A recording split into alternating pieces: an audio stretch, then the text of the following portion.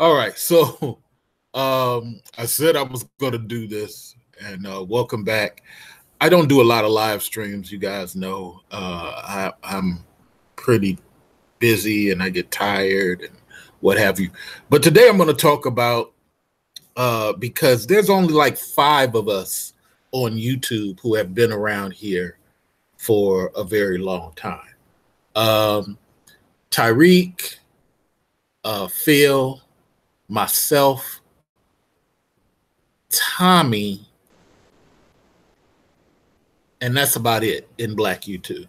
Then you got the next tier of people, which is Jason Black,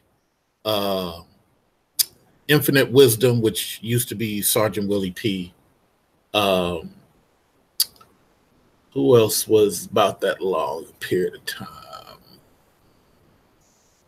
Maybe even Big JX is in that category because he came over from TRS. So I would say he's been around that long. And then some of the ladies have been around for quite a while. Then you go into the third tier dudes, which is like BGS. He came in. He hasn't been here that long. O'Shea hasn't been there that long. Ironically, I used to talk to O'Shea on his blog talk show before he came to YouTube. So O'Shea hasn't been here that long. Obsidian comes in that third tier, and so on and so forth. So the reason I share this stuff is because when new people come, new people, and Big JX knows this, you know, Tariq knows this. When new people come, what they don't realize is there's something that is a new curiosity people get. People get a new curiosity, and your channel can blow up, not necessarily from you. A lot of times it's from the new curiosity, or maybe you saying some stuff that's brand new. Those of us who have been around a while, we're not fascinated by that stuff. So you don't hear us saying too much stuff like views and subscribers because we kind of know that it's all irrelevant. And to new people, it's important though, because new people sometimes never had that much attention. And, you know, you even hear some of the females say, I never had this much attention until I came to Black YouTube. Well, that's kind of why it is. And what happened is when you get people who get all this new attention, they get to feeling themselves. But then I start saying, what are we going to do? Are we trying to help Black people be more empowered come Monday morning? Or are we just trying to get an AdSense check? And what has happened is a lot of people have just said, you know what, I'm going to get paid off Black dysfunction. So let me take you back to 2006. 2006, YouTube was in beta mode. For a lot of internet and tech people, you know what beta mode is. And when beta mode, it was like an open source type of thing. It was on the net, but it wasn't a major factor. Come 2007, when I started getting on there regularly, and this was just around the time that Phil got on there too. And you had Tariq was already on though. Tariq's already been on the curve. And you had people, you know, my channel blew up to like 40,000, 46,000 subscribers because it wasn't a lot of dudes at that time talking about male empowerment. It wasn't a lot of dudes at that time talking about dudes doing well. It just wasn't. So when we start having this stuff, man, you start seeing it was real peaceful on YouTube. 2006, 2007, when I tell you it was peaceful, brothers and sisters was getting along. The sisters was talking about nurturing and nourishment and gardening and being Black and beautiful. And, you know, the brothers was applauding sisters and sisters were applauding brothers. When I tell you back in 07, the state of Black YouTube was damn amazing. I am not gonna lie to you. It was off the chain. As a matter of fact, if you know some of these people like Tariq or even Phil should remember. You know, Phil should remember when Statuous One was on here, and the guy called Girl Talk was on here. You should remember that. And this was long before you had these emotional dudes like Sergeant Willie P came on. You know, this was long before that. And dudes was, I mean, people was just getting along. It was a beautiful thing. And then some way, somehow, we started seeing this influx. Now, this was before Reddit was created.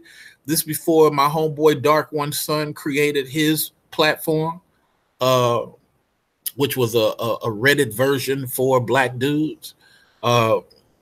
And some people remember Dark One Son. And you just had all this nice stuff. Then for some reason, you start seeing this influx of male attacks. It was real small at first. And at this point in time, Tommy was still on Blog Talk. And I used to go, because all of us Blog Talk people talk together, the TRS, Tommy, you know, just all of us spoke on the beat. But everywhere Tommy has gone, he has created problems. And when I saw Tommy creating problems on Blog Talk, he started literally going to people's channels and attacking people. And because I was decent with the guy at the time, I was like, dude, why are you doing that? And I knew a lot of Mr. Harris's backstory because I lived in Atlanta. I knew he was from Gwinnett County. He's not from Atlanta. He's from Gwinnett County. And he and I spoke at one point in time years ago about the area he grew up, Sugarloaf, and all this type of stuff. And well, the Sugarloaf area, not the city, the Sugarloaf areas, over in that area somewhere he grew up. Somewhere between Snellville and Sugarloaf. I forgot where. Might even be Centerville. I don't know. But he's out in that area. He's not from Atlanta. He's probably like 30, 45 minutes from Atlanta. And he grew up around a lot of white folks and Latin dudes. He didn't really grow up around a lot of black people. And so what I would start to see back when everybody was getting along was these little disses toward black dudes start creeping up and creeping up and creeping up. And then come late 2007, it started getting huge. I mean, it was humongous. And everybody was like, what the hell?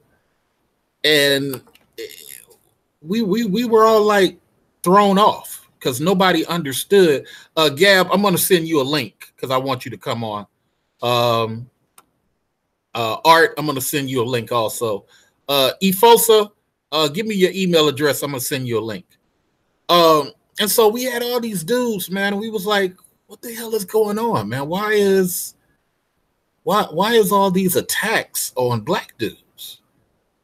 And next thing you know, I remember I talked to Tommy, and Tommy had said, yeah, man, I'm gonna start going over there.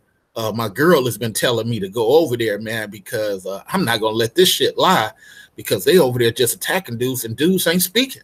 Dudes ain't saying nothing. I remember vividly having that conversation with Tommy on Blog Talk years ago before he even came to YouTube. Then Tommy started creeping over there late 2007, but he wasn't really over there as much. And then come 2008, Tommy started getting over there more and more and more and more. But my fear of Tommy was that once again, he was going to start creating issues. He was going to start looking for people to attack because he had did it on Blog Talk. I mean, him and the TRS guy got into it, and he got into it with Phil on Blog Talk, and it was just ridiculous. It was like, and when you're a street dude, man, you recognize when somebody's a viper. And you like, you know what? I'm not going to be part of that nonsense. Dude is just out of whack. So by the time Tommy started coming on to YouTube, then he started going back at a lot of the women who were doing the attacking. And around this time is when Deborah Cooper wanted to start coming over and attacking Tommy. It's like Tommy came over and he attracted all of the hateful people and then they just start coming out the woodwork. And what was so crazy, and this is around the time he started dating Caramel Kitten. My channel was at 46,000, and Tommy attacked my channel. And I did not know you can do that. I didn't know that people could you can send a group of people to just attack a channel. And what was so crazy is it was like, all because I said, well, here's this dude talking about females, but he's up here jumping on a plane going out to Texas to get with a chick. That's kind of ridiculous. And because of that, he got upset. That's where the problem really comes in. When you got people behaving like that, and it's like, dude, are you serious? You just attacked my channel because I made out an obvious point. That's when I stopped speaking to that dude. And his defense is always, I don't know who Q is. I don't have no idea, but he's playing you. Fast forward to now that we got Tommy, and we got a lot of problems going on between black females and black males on YouTube. My thing was, hey, everybody, I sent you guys the link. So you guys did get the link. My thing was, okay, what are we doing now? We're arguing now. And I've been around long enough to see it. We're arguing. What are we doing? What is the purpose here? And nobody could ever come with what the reasoning for all the unnecessary argument. Got to the point it got ridiculous. It's like, hold on. Do we even have a plan or a reason that we're doing what we're doing? Turn your volume down, bro. Do we even have a plan of why we're doing what we're doing? No, we don't. We're just arguing just to argue. So that's the ridiculous point where we got to YouTube. I'm going to talk some more, but I want to welcome the brother, Gab Media. Gab Media, you heard a couple of things that I said. And I don't know what part you came in, Gab Media, but tell me what you thought on the things that I asserted, being that I use dates, times, and things like that to show my source.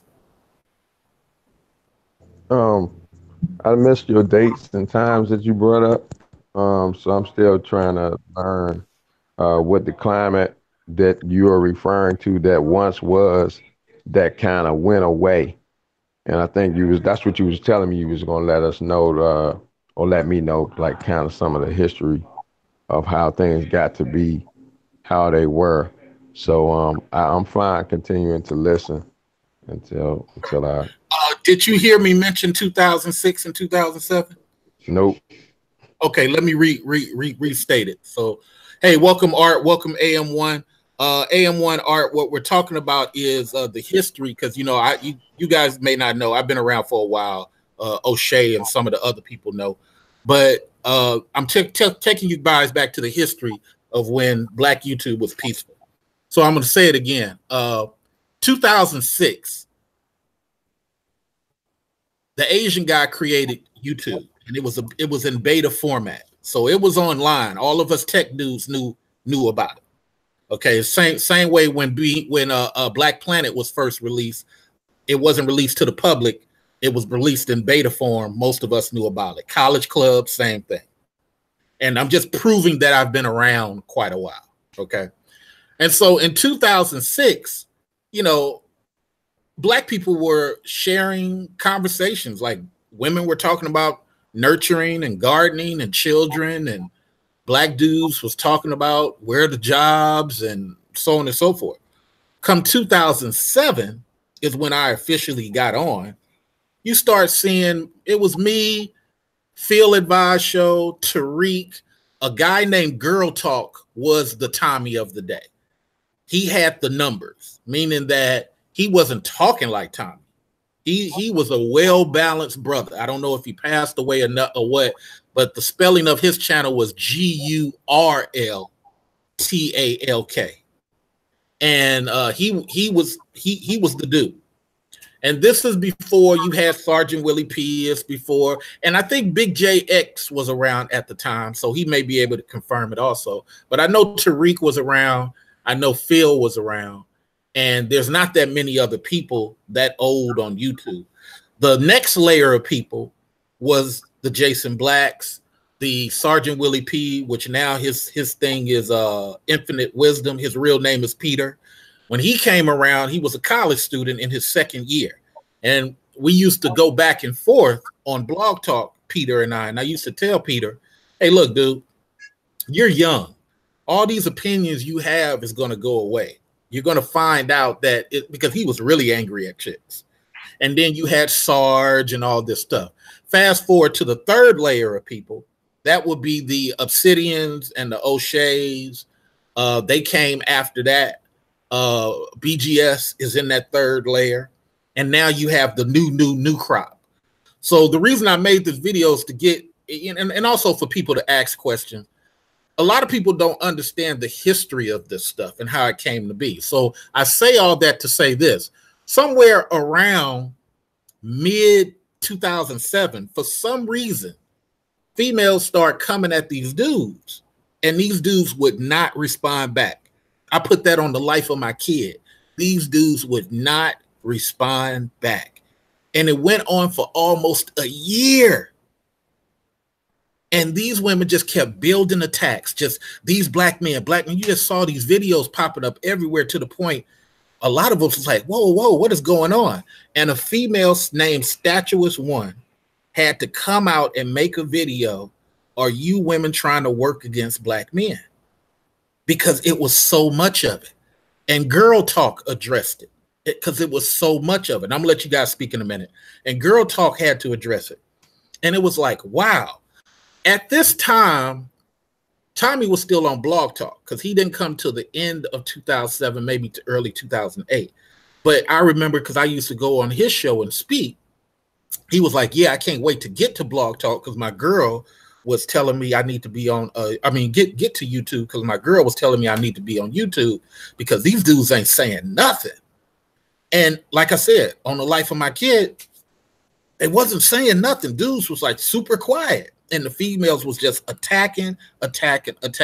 Now, when Tommy came, then the floodgates opened because Tommy was creating fights on Blog Talk. He created, and Big JX knows this. He's a confirmation of it, just to show my sourcing, so you don't think it's just a speech. Tommy would attack Tariq. Tommy would attack TRS. Tommy would attack Zoe. I mean, it was just ridiculous. It was really ridiculous. And when he came on to YouTube, I kind of backed off because I'm like, street game. I'm like, this dude is poison. This dude is looking for wars. And this is why I said to Gab, certain people I can't roll with that Gab rolls with. I don't like people who look for wars because I understand as a brother who hires, just like AM1 is a brother who hires, we got real supremacy to fight. And when you got black folks infighting black folks, that's not people who want to win wars. That's people who want to make YouTube money because they don't get the attention in their real world. Me and AM1 are busy, but we still get on YouTube because we understand the technology and how easy it is to join, that it don't affect our life. But some people are really trying to get a YouTube check. Here's my last point to Gab and everybody else. I've had to, behind the scenes, help so many YouTubers, popular YouTubers, not get into, because I'm respected. A lot of YouTubers will come to me, hey, Cube, it's the research, this happened and this happened. And I would tell certain people, let it go, because that person needs to get a YouTube check. And they'd be like, man, but I need to make a video. No, you don't. That person is trying to pay rent. That person has nothing going on in their life except renting out a barber's chair. Don't get into it with that person. This is what you guys don't understand about YouTube. So when we're trying to have peaceful conversations that has Gab Media's children being able to get hired by me or AM1 or somebody like me and AM1, that's where the real fight is. Our children benefiting. This, oh, I want to be right. Fuck the community. I want to say what I want to say because I'm from the hood. Man, we all from the hood. We all done shot gats. We done all got on the rooftop and let something fly. So these tough little conversations and females trying to pit females against females makes no sense. AM1 and Art, I'm gonna let you go first on your thoughts on what I said. Then we're gonna come back to Gab. Go ahead, Art. Yeah, I'm over here. Just as you were, I think I caught the sale when I guess Tariq and Tommy were kind of cool, and they had this brother named this health guy, Tahuti Mothra. Guys, and they were always doing things together. I know Zoe Williams personally. And so, they were doing that. Then all of a sudden, Tommy started throwing wrenches and everything. And I'm like, whoa, say it again. So everybody don't know that I'm lying. Go ahead. Yeah, he was throwing wrenches and everything. And it was some stuff that I know. And the thing was, he was doing them subtly, but he was doing it enough to where people started to say enough is enough. And if you ask Zoe will probably tell you how peaceful it was. Because I remember when Zoe had to check Jason Black for talking out the side of his neck. Yes, I remember. And Jason, so I'm not lying. He was a big Tommy supporter at one time. They were really close. Right. And so what I'm saying is, and is that at one point in time, there was decentness amongst each other. People were decent until people start realizing, hey, I can make some rent money off creating problems. Now, go ahead. Yeah, I was just saying I noticed that he was good at chair throwing because at first I thought he was the male's advocate. He was always putting it out there for men. That's what he pretended to be. But when he started throwing chairs at brothers, I'm like, what the hell is this? Because there were certain like beta-ish type dudes that were kind of on, they sound like they had a little sugar in them going at them. And, I understood that. Sorry about that. Go ahead. But when it started doing, going to the peak, it was kind of weird. And then later on, he went hard into the sisters more to where it was. Now, stop right there, because I'm trying to prove something to Gab. You just confirmed at one point in time, he wasn't even addressing sisters like that. No, it was like little easy stuff like, women not being responsible. So he's putting different footages of things out there that, like, for example, a woman leaving her baby in the car. So he started talking about that, stuff that we all had common feelings about. So let's stop right there because we got two different experiences and I'm trying to prove a point to Gab and everybody else listening. There was one point in time, there was not all that back and forth. So if you take my experience and you take what Art has seen, you can conclude logically that there was one period of time that something wasn't going on because it wasn't enough for even Tommy to be addressing it at the time. But for some reason, through Art's experience, he started seeing it. Now, I was a little bit closer at the time, so I know that he strategically wanted to get at it. So that's the timeline I want to put there. Art, before you continue, AM1, what are your thoughts? Well, that's the thing. I've been peeping YouTube for years, more so in the past maybe 5 years. Again, I'm out here in the town doing the event stuff, the clothing stuff. So I was like really, boots on the ground, not even on YouTube like that. But then as I got like desk jobs where I could kind of sit back and kind of just soak up me listening to YouTube, I went through my whole like round of Black YouTube folks from even the days back when, Tahuti Rao was on there and the cats out of LA, that kind of scene. And then even back when Cynthia G, I remember, was doing more stuff that was really about white supremacy and that sort of thing. Right. But I definitely noticed a turn to where it was black men.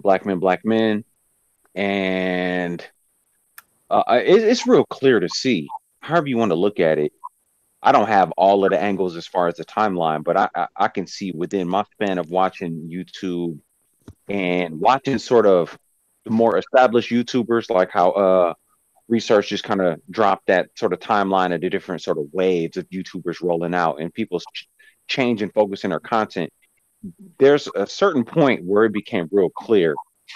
Opposite sex bashing opposite sex became really popular, and the content went in that direction. And definitely the sisters went heavily against black dudes. And we know, and women will verify, women are mostly driven by their emotions, or at least more so than men, for the most part, not to generalize.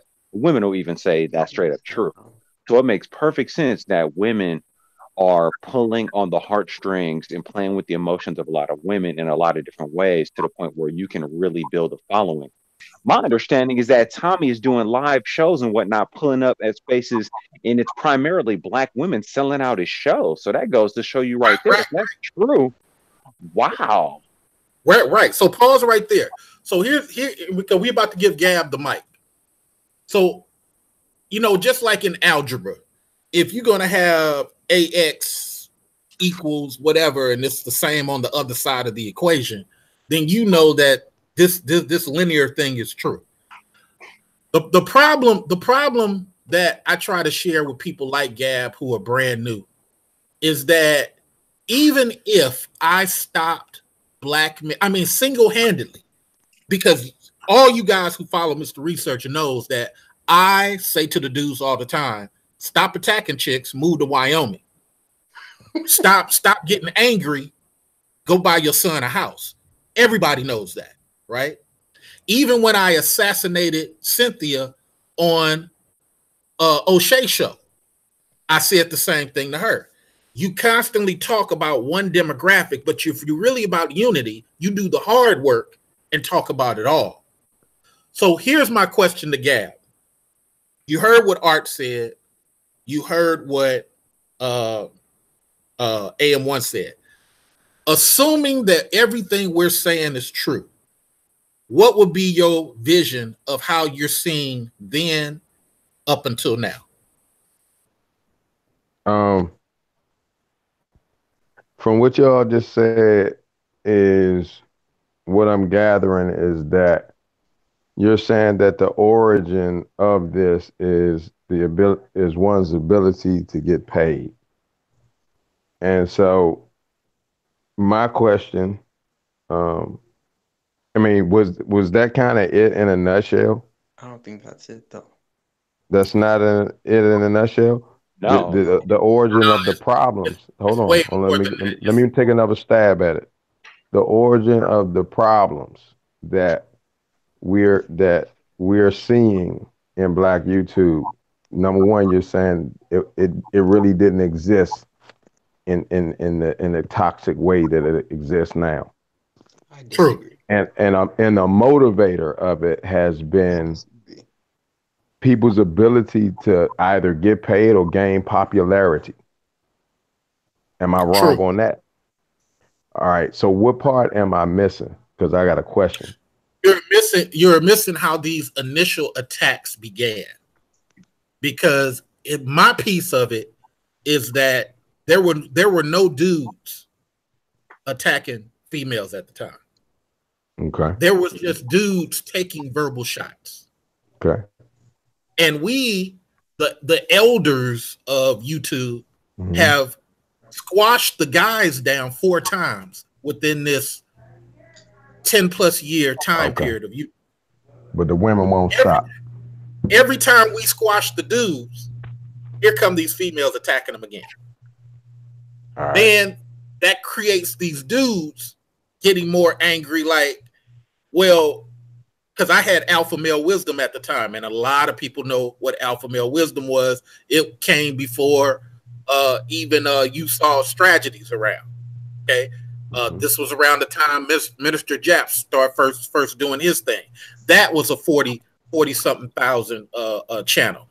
Now, here's the thing, and O'Shea will tell you, Gap, I have never monetized my channel. Okay. Even though I had all those subscribers and all those views, because for me, my brother, it was about helping my people get over their anger and whatever the case may be. and trying to uplift them toward work and things of that nature. Because you're married, you're isolated into your own bubble. You don't know a lot of these things go on.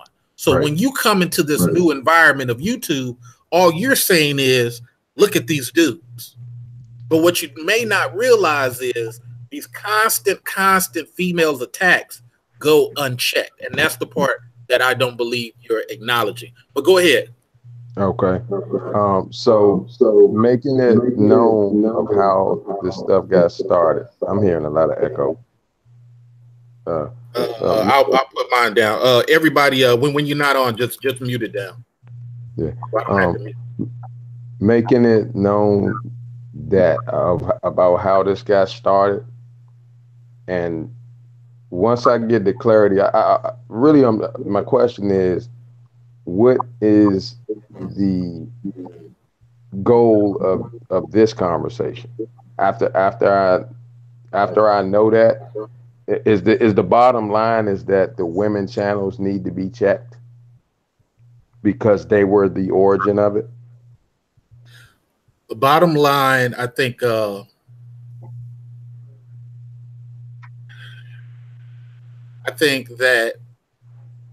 in order for there to be unity, we can muffle the guys. But then how do we you said you think we can muffle the guys? Oh no, we've done it 4 times. We can muffle the guys. Okay. So my question, so you're asking about what is the end of this conversation? Because like what you hope to, like, because I do appreciate the history, but when you put it out there, I'm trying to figure, because I think you've been watching what it is that I don't know if you understand what my aim or I do. I've checked out a couple of your videos. I do. Okay. I'm gonna quote you when you said you're kind of an agent to a degree because you have a mission you're trying to achieve that has nothing to do with what people may think. So yeah, I have paid attention. I researched before I speak with them. I appreciate it. So like with that said, maybe you're overthinking the end game, but go ahead. Go ahead though. Oh yeah, and I know what you're thinking too by you saying that. I don't think you have an aim necessarily just to shut the women up.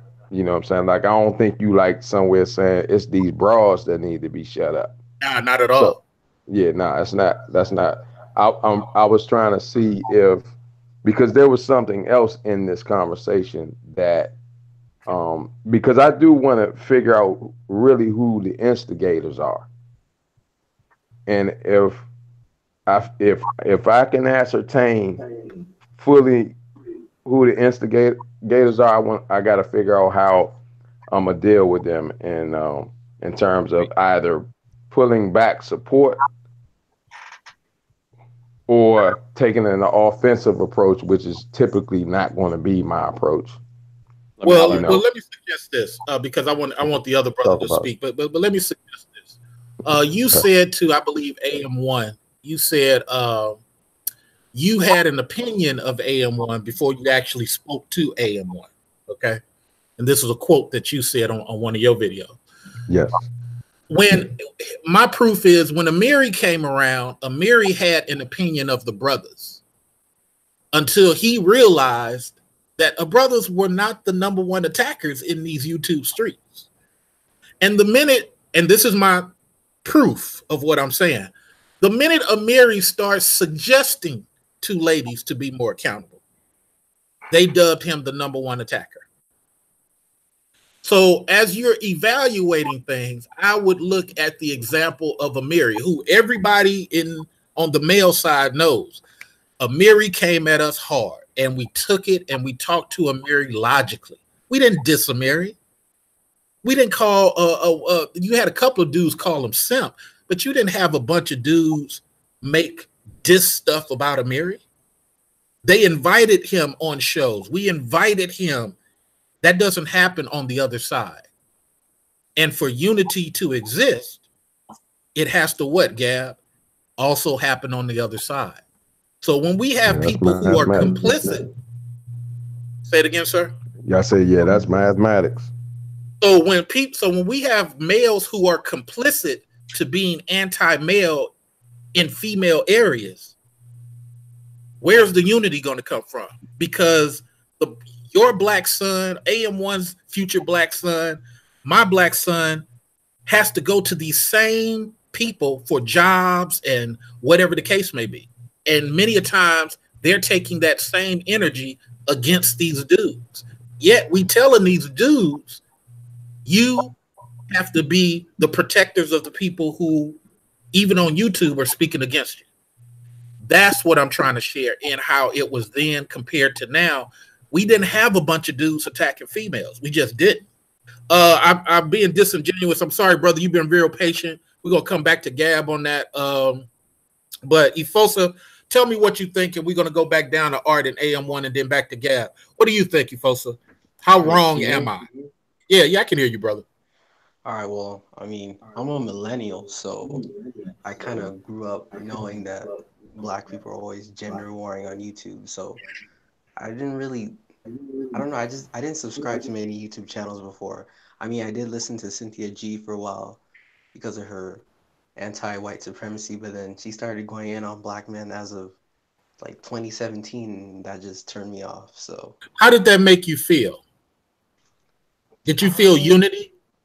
Hell no. Unity? Well, did you feel it was something? Betrayal. It wasn't, it's not even betrayal. I'm sorry, Gab. Say it again, Gab. It was betrayal to me. It wasn't even betrayal because there was no unity to start with. I mean, okay, let's use Hispanic dudes as an example. Latin America isn't the best place on the planet, but I have yet to see a popular Hispanic girl YouTube channel where all she does is attack Latin dudes. I haven't seen it. Unless you know one, but I haven't seen one. Right. Well, I'm listening to you, brother. You educate me. Hey. Well, I think the part of the reason why we don't see non-black women really do this a lot is because they'll get checked, not by just their own women, but by the men in general. The men have the power to determine whether or not that woman's gonna eat, sleep under a roof, or even reproduce with a man. The men control every aspect of their women's society, no matter how authoritarian you may think they are. They control those aspects of their society. We don't control black women's life. We don't control how they make money, how they eat, how they sleep. So I think that's... Well, actually, they control you more so because they're in the human resources. Because, and this is go to something I said I say on my channel all the time. If black men hired black men, a lot of these problems would go away. I know on Gab Media's situation, he talked about how at one point in time he was more active in the nation. Well, I say the same thing about the nation. If the nation and women and stuff that were in the nation would spend a lot of their time hiring each other, a lot of problems would go away. And they do more so than we African Americans do. Let me be clear. Mm-hmm. The nation does that more so than African Americans. But where the guys are suffering, and I keep going back to Gab Media's point of what's the point of this conversation, is to let people like Gab know that guys don't want to be at war. Guys don't want to sit up here and name call chicks. Only the little young boys do. Mm-hmm. But when we have people on the other side constantly coming with Jody baby boy stuff, standing on the corner nonsense, nobody can build with that. I'm not going to risk my money to invest in Jody baby boy. AM1 is not going to do it. So the point of this conversation, once again, is showing that historically on YouTube, brothers have tried. Brothers have tried to be peaceful. Brothers have tried to get along. Brothers have tried to focus on talking about each other and our issues. All the time, here comes somebody from the other side creating something. Before Cynthia, there was Egypt, the little Ethiopian girl. I forgot her name. It was something before her. She used to bash just like Cynthia. Egypt Ann came before her. It's always something. Art, give me your thoughts. Yeah, I was. You're right.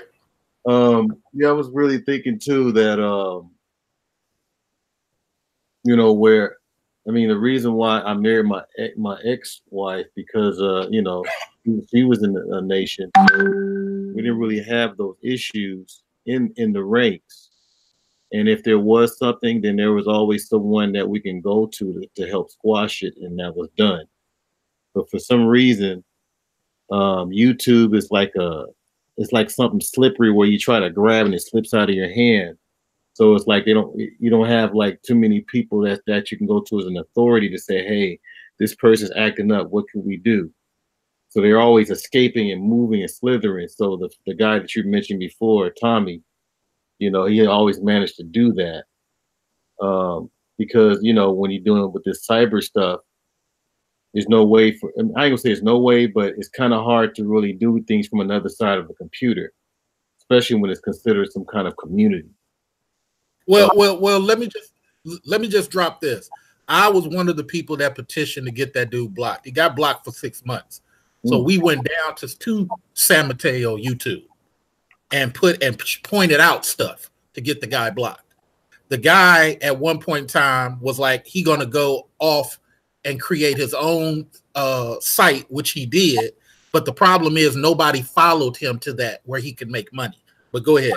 And I've kind of noticed too that well,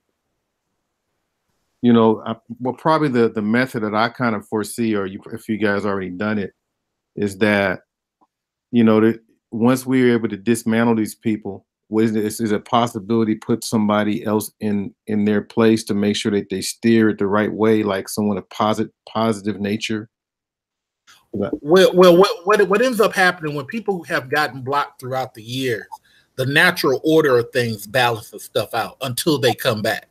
Until Tommy came back, everything was kind of peaceful, and so that it's like that. It's the until they come back model. But AM1, what are your thoughts, sir? Information Man is in the chat. Okay, that's what's up. I'll send him the link. Yeah, and man, it is pretty much boils down to this. And I've talked to Gab about the same thing before. Just I see what Gab is doing as far as kind of creating a platform to where different folks can speak. And then, you obviously came up with different folks, different hangouts and whatnot. So I understand there's potentially like a loyalty component to rocking with people who you kind of came up with. But at a certain point, for me, it boils down to this. It could be said that I kind of came up on the wave of O'Shea. O'Shea is one of the first people who kind of tapped me in on hangouts on the Manosphere. I had already tapped in with some other YouTubers on some panels before. But more consistently with O'Shea and the brothers that I kind of came up with since then. Just I'm still new in the game, but I would say it's relative to the content you're putting out. If you really gonna say you care about your people, you trying to be quote unquote pro-black or fight a WS system or whatever, if you talking that talk, then you got to look at the value, impact, and efficacy of the content you're putting out, and it doesn't have to be 100% positive. So I kind of look at it on a scale. So my number I try to hang around is 80%. If 80% of what you're putting out is positive, cool. If 80% of what you're putting out is negative, circular argument type information, then it speaks for itself. So regardless of who started what, I mean, obviously Tommy puts out a lot of stuff that is negative in a lot of ways, but it is true. Like if he puts out if he says BT 1000, name calling, whatever, that's stupid. Kind of corny. I see where it's going. But if he's calling out chicks that then had 12 kids, I mean, you kind of calling it for what it is. But I do believe in the principle that it would make more sense if men focus more on getting the men together and the women focus more on getting the women together. I believe in that principle. I speak highly myself about niggas getting on some man up shit. The dusty dudes want to smoke weed all day or be on some thuggery bullshit. And that nonsense. I speak about that. I will speak about women on some ratchet shit too. I speak about women on some I just want to have a baby and just boo up with a dude and torpedo his fucking life. I talk about a lot of these different things. So I would say I'm pretty balanced. Not that, I'm trying to be on some high horse or something, but I just say that in comparison to somebody, and I'll call the name out like a Sinji. It's clear to see that she's willing to fire off whatever from an emotional standpoint, not even fully back up her info, because I caught her in a lie. That's one of the things that really brought me on YouTube. She talked about the whole barbecue Becky thing out here in Oakland and got the whole story wrong, calls herself talking about being against white supremacy, but she quoted something from the Daily Mail, which is a white-owned publication, that got it wrong. She recited faulty information without fact-checking it. That's what made me say, hold on, you coming at black men over here calling beta male spoilers and whatnot, but the info. Well, let me interject. And see, this is the same reason I call out dudes. I call out Jada Black. I call out the guy that wears the helmet, Mad Bus Driver, for his inconsistency. Dude, don't sit up here and bash black females if you want to deal with these white chicks who sleep with dogs.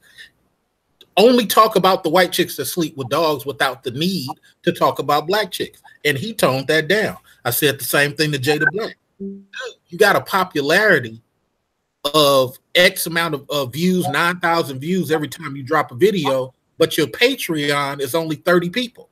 That means people don't really care about what you're talking about. They just want to hear you bash black women. So I've been on the front of that. Hey, dude, don't do all that, man. Stop all that. Oh, man, Mr. Research, you tripping. No, I'm not. Same thing I said to Organic when he used to be a fan of my Alpha Male Wisdom channel.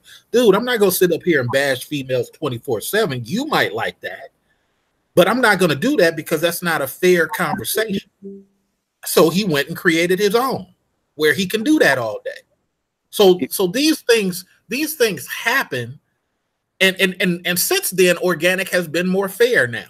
He can get on these thirsty dudes, and dudes created a lot of problems because now that he has his channel, he sees that he can't be like Cynthia, just bashing females all day or bashing one group. And this is my point of this conversation here is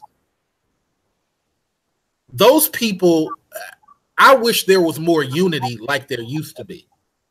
But when we have men over on these female channels applauding how these female disrespect dudes, it's like, you guys don't want this stuff to end.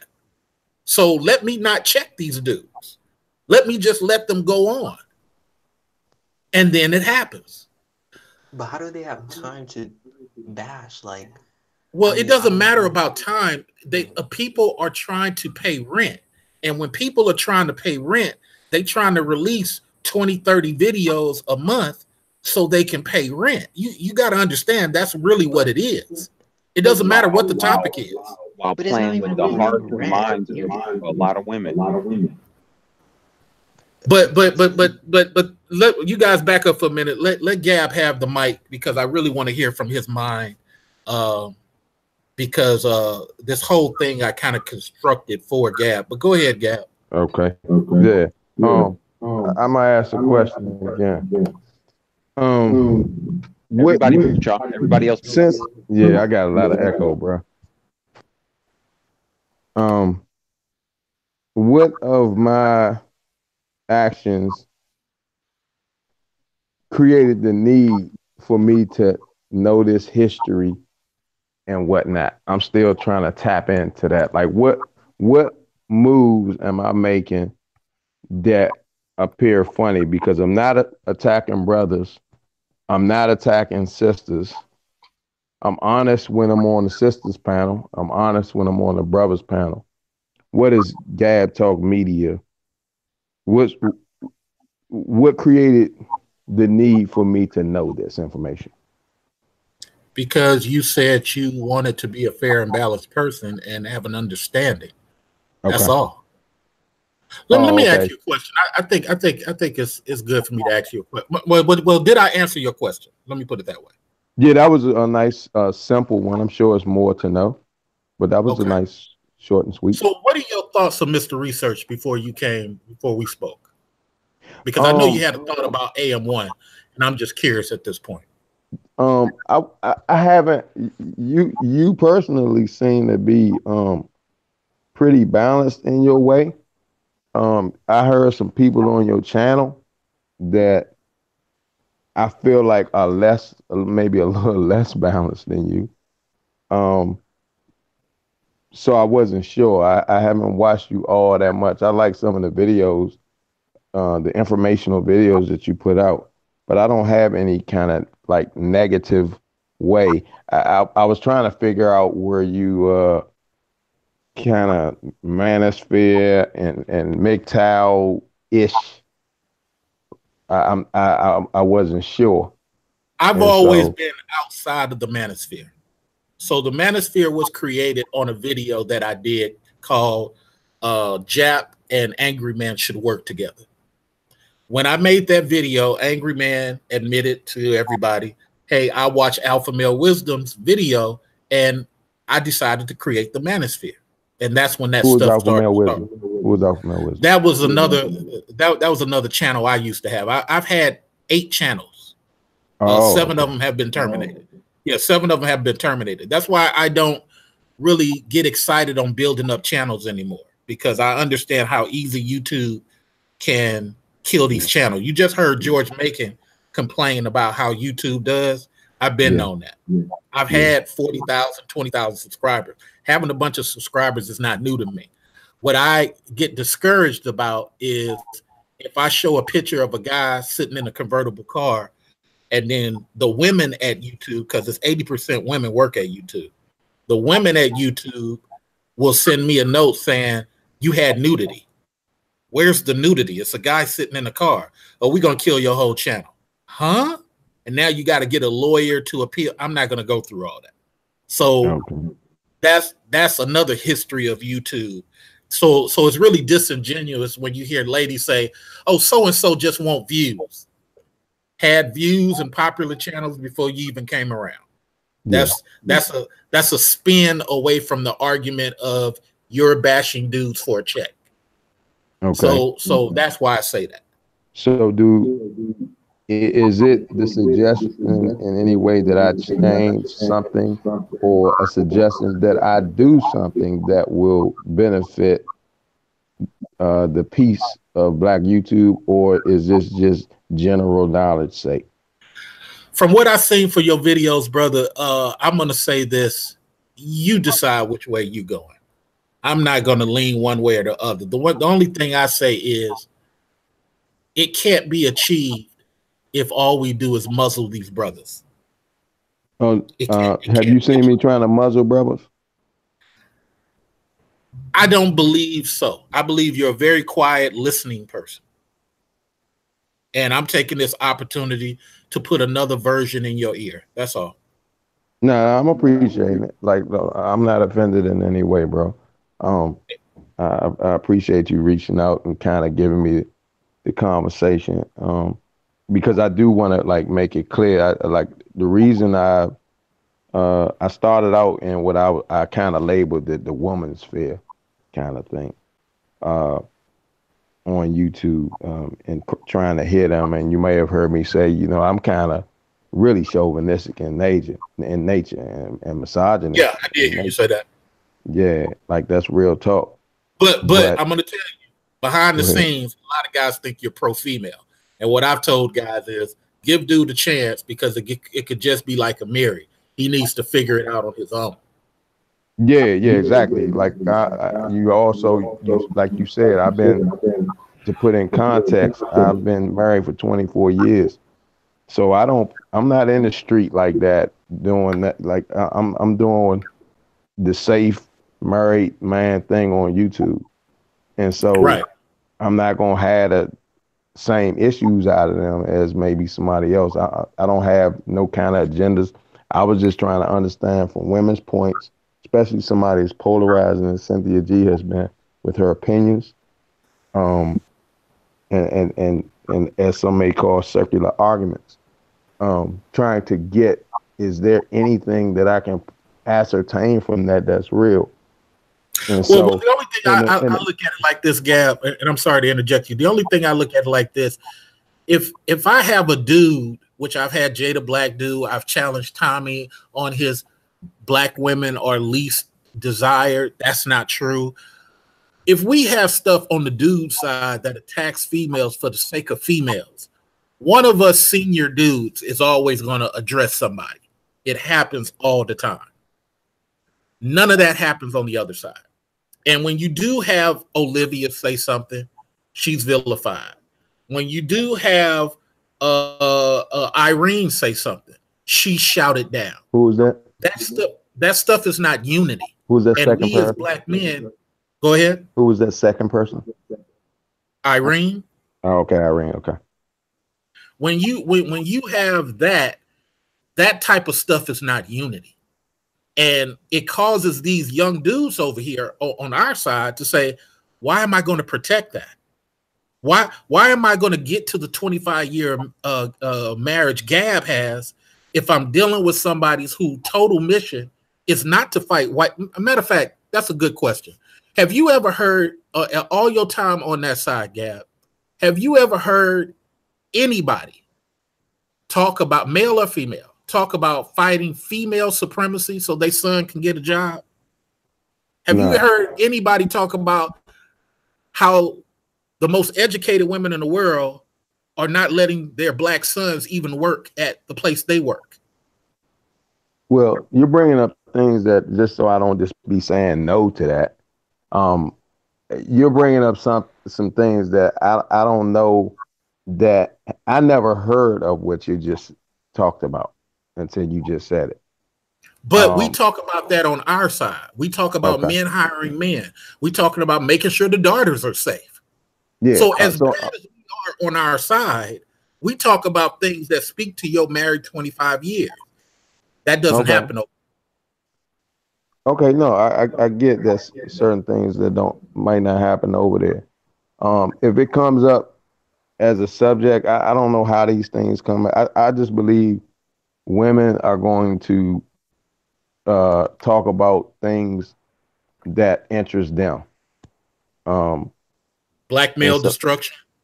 And I think males, what men, yeah, exactly. I think they're liking, and I think hold on though, man. Like I hear the shit that's cranking up in here. I'm saying that they're going to, in my eyes, you, brother, Wolf, and Obsidian, and all of the channels that are, kind of manospheric. Not that you're manosphere, like to talk about male issues, have a certain way that there's subject matters that you're going to talk about, and I don't know yet that they are all about checking men. When I came into this, I was turning to channels that I ain't even know shit like this exists, where niggas is calling women bitches all day. And so automatically I was like, God damn, like what's that all about? So I'm starting to get some understanding. Now that doesn't excuse the behavior to me, and nor does it excuse anything that they got going on that side. And so I've been trying to figure out, what approach to use, or do I just withdraw from all of this shit and just do Gab Talk Media? You see? So I hear your points and everybody's point. I love Angry Man. Like I love shit, BGS, man. Some good shit going on out here on both sides of the fence. Now, as it relates to the females, I could tell when they don't want to hear shit on that side. If it sounds like it's gonna stack up against them. If that's your question, I've been in scenarios where I felt like you just gonna get jumped when you're not saying something in favor of the group. So that's just the reality of that part. So I'm left trying to figure out, okay, I don't know that I can go try to check them, and I damn sure know I ain't gonna tell no men what the hell to do. So I just been trying to, okay, let me do some interview. Let me let you get your point out on my channel in a civilized manner. That's why I reached out to you and almost everybody that have certain views, so that it can be clear what it is that you're trying to do. Now, Obsidian made his clear about what it is that he's trying to do, and I appreciate it. He's trying to entertain and get a little information out, amongst other things. I just simplified it with my answer. So I'm moving back and forth. So I'm still, if I'm, and I'm eventually I'll figure it out, I'm sure. But I understand that these brothers are seeing me as, you know, either simp or part simp or have these question marks outside of me as people in the chat room saying little slick shit to me that I'm really I don't appreciate it because they Let it don't know go. me. Let it go. Let it go. Yeah. We tend to ignore that stuff. Oh yeah, yeah. No, I don't see. I'm not looking at the chat room now. I'm talking about on everywhere I go. Like sometimes there are a few people who are like, you know, really disrespectful, and I just noticed that, damn, I might have been doing some wrong moves, but I damn sure ain't been disrespectful to nobody. And Yeah, it's that unfortunate. Yeah, that's It's unfortunate. Yeah, it's because what we try to tell dudes is don't do blind anger. But sometimes dudes, especially younger dudes, they got this thing where they just want to tap into that because when they see a guy on a channel or a panel, they don't expect them to just be there. They expect them to have an actual conversation. So it turns a lot of people off, and that's why people sometimes look at these hyena channels as poison because it don't even have to be about the dudes. It's look at what this black female did. Let's all start hating her. Look at what Lovely T did. Let's do 80,000 and show the white community how much we hate each other. Let's start fighting Michi between parrots. It don't even have to be about the dudes. It's not a dude thing. It's an unchecked female thing that goes on. And anytime the older women try to have a conversation, here comes the pile on. And we as men have decided, you know what? Let's not even be involved. Let's just get away. And I tell them all the time, take the abuse. Take the verbal abuse and wolf away. Wolf away silently. Take your resources and your seed and go find somebody that's not USA. Because when I lived in France, Gab, this same thing happened. You used to see black couples everywhere in France when I lived there. Now, not at all. England, same thing. Black women was, they don't treat black men don't treat us like the white Brits do. Now there's a division, and now it's America's turn.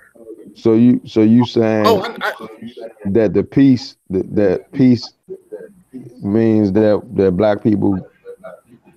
black couples are more than likely not going to. It's over with. Pakistanis are going to take over black people. Pakistanis are going to take over black people. It happened in France. It happened in England. It's going to happen here. Wait, hold up. Because Pakistanis that's your prediction. Go ahead. That's your prediction. That's your prediction. I've seen it happen. Physically seen it. I'm saying, but we're not over yet. I'm saying, but your prediction is that we will be over with. Oh yeah, we're done because you cannot have. You cannot have. Have you joined that? Go ahead. Have you joined that? You with that philosophy? Yeah. That philosophy? Yeah. You that we're over? Yeah. Yeah. Are you accepting? Are you accepting that? Meaning that you're not going to push for healthy black relationships? Oh, I push for it all the time. I'm probably one of the only dudes that talks about dark skin, how much I love dark skinned black women. Art, you've heard that. AM1, you've heard that. I'm probably one of the only dudes who does that. Then how do you then how do you reconcile saying that? Female controlled. And because we're female controlled, we can't stop what is happening with the fights, with the using free Republican lawyers to take kids from fathers. We can't stop none of this stuff. So it's going to die because, as you will acknowledge, being in the nation, every other culture operates on family. Even when they don't get along, I'm not going to take Boston women to tell you all the time, I'm not going to take my kids from their father. Italian women will tell you that. African women will tell you that. For some reason, the USA woman is so empowered that not only is she willing to disrespect us on internet and expect us not to say nothing, but she expects us to protect her while we get disrespected.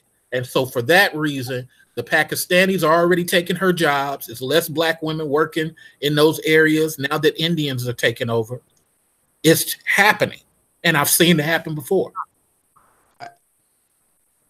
Right. I want to Yeah. say, So Go with ahead. that Anybody else? said, I'm gonna put myself on I'm mute. I've sorry. talked too I'm much. sorry. Go ahead. With you're in that the said, are we conceding to those efforts? And because I'm not conceding to that, I don't accept it. If it's something, if we're overtaken in battle or in war, then we're just simply overtaken in war. I just haven't found it that I'm conceding to any of that yet. And Well, for those who have conceded, we probably just gonna part ways real quick. I want. Gab, check this out. Oh, go ahead. Okay. Adam. You said it real quick because this is the thing. Like, and this is real good that we can have these builds like this, brothers of different age groups and different sort of scenarios. Like, I feel myself. I question should I be as vocal as I am about some of the talking points that I have as far as what I want to see happen for my folks, for my people, but how bleak I feel the situation is. Although I will never concede and say, okay, all is lost. I mean, I pretty much feel there's a high probability of that, but until I'm dead, I'm still gonna try. You see what I'm saying? So it's a good point that we have these different sort of strata, like single black male, 40s Bay Area. We got research. I think research has a kid a little bit older than me, different scenario, traveled around the world. We got Gab, 50, married. You know, what I mean, we got a lot of different perspectives. So it's a think tank. We need these kind of input from different sort of brothers with different scenarios here so we can really paint a true and honest picture of what we're dealing with. The fact that women, for the most part, black women are women in quotations, minds have been hijacked not only by the legacy generational poison that we all have faced, but now this mainstream media fuckery and within this black YouTube sort of thing, their pain is amplified by them being so emotional and right brained that it's like a pressure cooker to where they're just feeding back in on themselves and they have the government to help them along as well. If you really track it out to its most logical conclusion, then what research is saying is most likely what will happen. The trick is it's not over yet. So, and I understand where Gab is saying, I want to fight for my people. So I would say if you truly want to fight, then you're gonna have to be militaristically strategic about it in the sense of gathering intelligence, which you're doing now, but you have to make sure you're doing it in a true wholehearted way in the sense that you can't let your current position or how you may feel, you have children, sort of limit your ability to really absorb what's coming across so that you can be the most effective as possible with your instructions and on your mission. Here's my takeaway from this discussion so far. And from not even just this discussion, what it looks like that we're learning is that we don't have any leverage over the decisions and or rhetoric of female involvement in the families, in business, in the street, and what have you. And it appears that because we don't have that leverage, we won't have a co-creator in terms of we don't have a partner in war, so to speak, if we don't have some level of control over our families as men, as the men. Wow. And so Well, I have an idea. And so Sorry. what I'm hearing is that the thought process has to be that the men have to take the lead, and we can't be as compromising as we have been. You know, and am I? Somebody let me know if I'm off on that. That's an excellent summary, sir. I believe you're right. Excellent Okay. summary, I would say. Now, I'm trying to put if something. I will, I'm sorry. I'm trying to put Go ahead, something quickly. I think that I think most of the panels I've been on or have heard, I think the part that we're maybe missing out on is I hear it every now and then, but not enough. There's a lot of sisters out there that ride with us. That's not about this stuff that we're talking about. That's against us.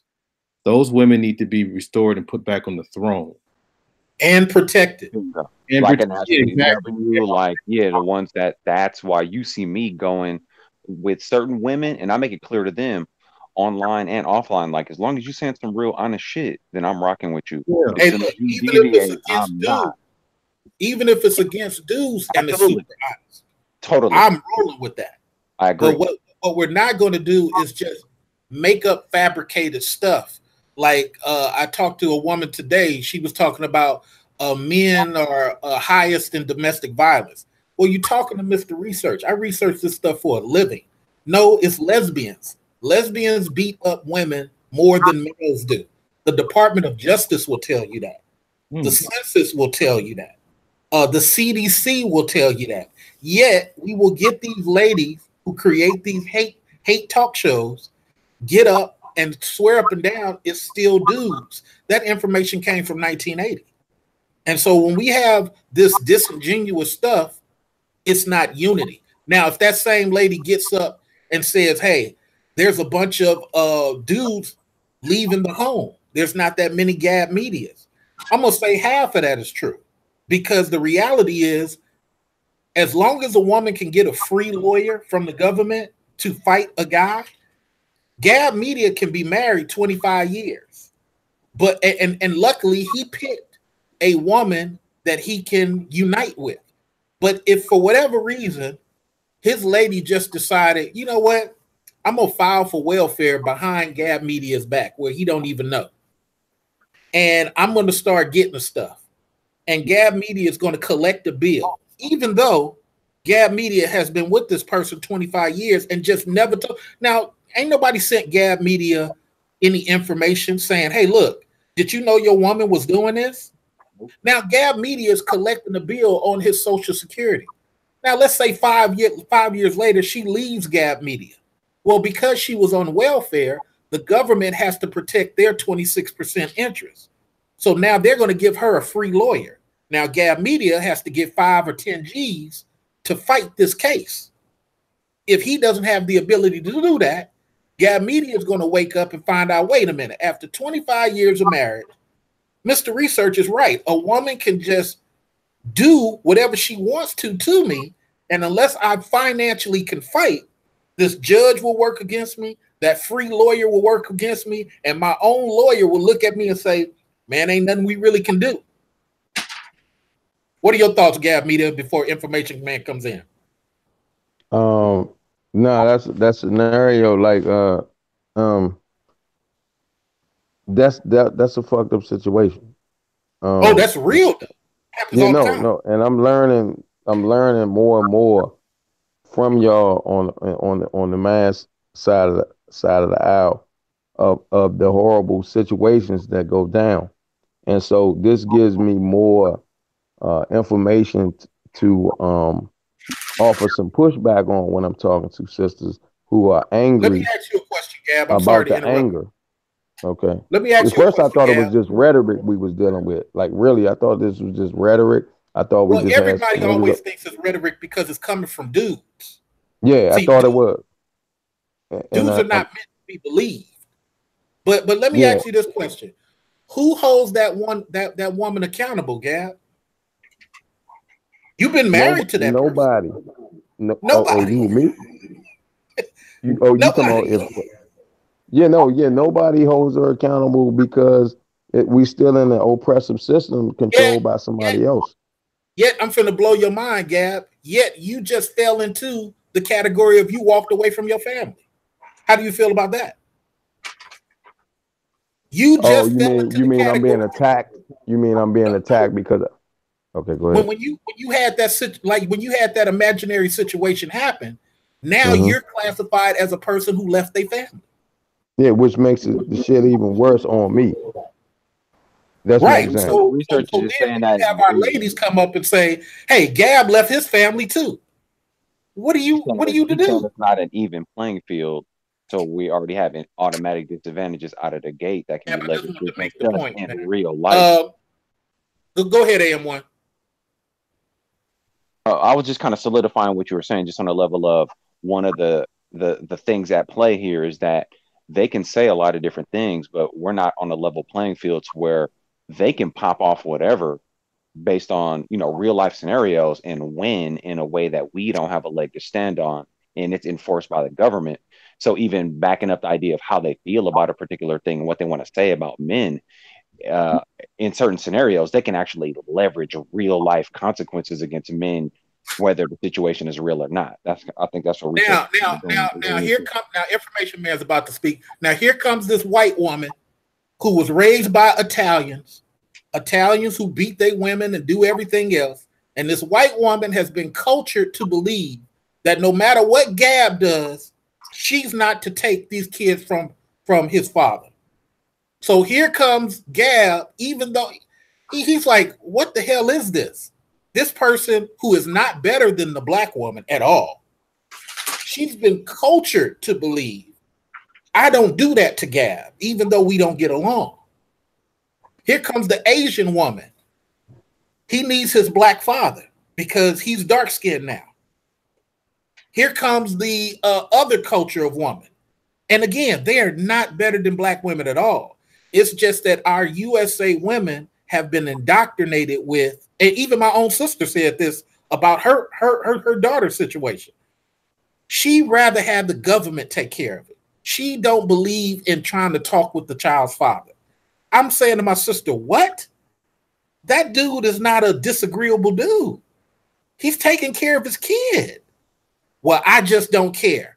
That's the mentality that they're indoctrinated with. So when they come on these live streams and talk about men, they don't even care about their sons. Their sons got to fend for themselves. Their sons got to do for themselves. They don't even care to the point. And look, some of these dudes don't either. Let's be fair. But I've seen more dudes try to take care of their daughter and their boy. And I've seen women just let their boy figure it out for themselves on the streets. Where do you think all these little hoodlums is coming from? Information man, what are your thoughts, man? Oh, I'm sorry, go ahead, Gab. So is the issue that we need to, or are we exhausted and trying to talk to certain women about this because we know that they won't accept it? Or do we think that conversation simply needs to be had in a correct forum? It needs to be happening in the correct form, but our ladies don't have anybody to hold them accountable. They are free agents. They are going to meaning that even if we have the conversation, it ultimately doesn't matter because they have a system backing them up outside of their men. Bingo. I won't say it doesn't matter at all because some women do hear our message and unlearn. And on that simple fact, it is productive. But the majority of our ladies know that they have power over Gab Media, over Information Man, over AM1, no matter how good of a dude you are. If she just wants to go left, I've had women tell me, Gab, I said to a woman, why did you leave your husband? I just felt I could do better. Not because he wasn't a good provider. Yeah. No, this shit is getting ridiculous. It's ridiculous, man. Don't. I'm an honest dude, man. So I understand what you talking about. I'm just trying to think. Are we saying all is lost, or are we saying as men we're gonna change the culture? Well, I'll tell you this: as an Information Man comes on, I'm talking to some women in Africa, and I'm talking to some dark-skinned women in Latin America. I love dark-skinned females. I love black women overall.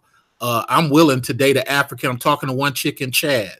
My next child, I'm probably going to have a surrogate baby. It's all lost for African American women. It's all lost. It's not worth it. It's just not worth your male destruction. So the answer to my question, because I'm always talking about us. I ain't talking about Africans. I ain't talking about dark, nothing else. I'm talking about us right here. So the question applies to them. Are we saying that all is lost for African American women? Is that your conclusion? I'm hopeful because I'm a romantic. I'm hopeful. Okay. I'm always going to be hopeful. I will take a light-skinned girl with freckles. I'm hopeful because I look at women for value. I look at women who are going to be a benefit to my life. So I'm open to that. I dodge white women and Asian women all day long. So I'm hopeful to answer your question, but it is terrifying for men out there. it's terrifying, and it's like I don't know how to solve that problem without having the man's head on a platter just for being a loving dude trying to care about a chick. Me neither. I don't have the answer. It's hard. Information man, you have been patient. I'm sorry. And I'm sorry to the entire panel for interrupting you guys, Gab Media too. I was trying to help the panel move along so I can get the point in. Now we're getting to the free-for-all where you're going to hear less of me and more of you guys because I want to learn. Information man, take me there, brother. Hey, how's everybody doing this evening? Happy holidays, whatever we call it. Gab, I hear you talking on here, brother, and this is the way I see it. I don't really think there's a hell of a lot to analyze about people on YouTube. People have agendas. You either are on YouTube because you want to educate your people, you want to uplift your people, you want to build, or you're on YouTube because you want to make money, you want to be an entertainer, you want to incite people, you want to get views. Okay, so I don't need to spend a lot of time trying to analyze people because I see it for what it really is that I already know who I can engage with that's really about the people. And what I tend to do is bring brothers on that I know that are about the people. So when I bring when you put a pound together, and I've said this before, look at it like you're putting a football team together. You want a game plan, you want a scheme. What is the scheme that you're running? So if I know I want to talk about business and have brothers that are into business, I'm gonna bring an AM1 on. I'm gonna bring brothers who have expertise in certain things. I'm not gonna go run to someone that I know is not really about the people. Now, this is another dichotomy. There are women on YouTube that mean us no good, and we know who they are, what they are. We should stay away from them. We shouldn't support them. We should stay away from them. And I also feel that when I learned this lesson, there is no reason to try to like convince them or reason with them because if they show you that they are going to stay with what they believe and what they want because they have an agenda. And there's people on here, women, men who have agendas for why they're saying what they say because they're getting paid to say what they're saying. They're getting views. They're getting checks in the mailbox. Like Wolf said, some folks are using YouTube to pay their rent. I don't need YouTube to pay my rent. So I'm not on here making 20, 30 damn videos every damn week. I'm not on here making videos doing 8-hour streams and on here 7 days a week. I'm at work because I have career. So I don't need YouTube just to pay my bills. So when you just sit back and you look at that for what it is, and then when we talk about women that we can work with, there are women on YouTube that I have encountered that love black men. They're not hating on us. They're working with us. But this is the problem, though, brothers. I had a panel just yesterday. I did a show about health, had Brother Minister of Wellness on there. And then I brought a few ladies on there that I knew with some of the brothers like Art. And we had a adult conversation.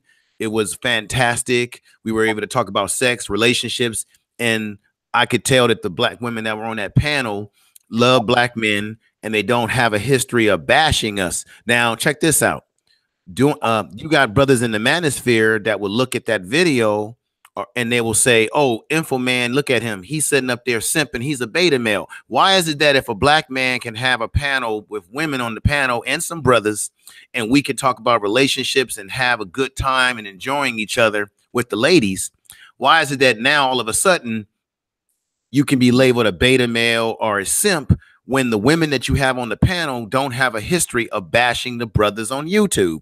Now, if I sit up there and have a panel of women that you know have been bashing brothers, and I'm sitting up there engaging with them as if they're just fine ladies, then you can come from my neck and say, Info Man, brother, you got women on your panel that have shitted all over black men left and right, and you're bringing them on your panel, and they've been shitting on us. So we can't have it both ways. Either we want to build with our women and build with the black women that we can build with, and when brothers are trying to do that, brothers don't make judgments. Just simply say the brother is building with those ladies. Those ladies don't have a history of hating on us. I feel like on YouTube, once brothers begin to talk about women, black women ain't this, black women are not, it seems like anytime they see a black woman on any of these channels, they will automatically assume that, oh, you're a simp because you got some black women on your channel, when those black women probably have nothing to do with the bullshit that goes on YouTube. We already know who the usual suspects are.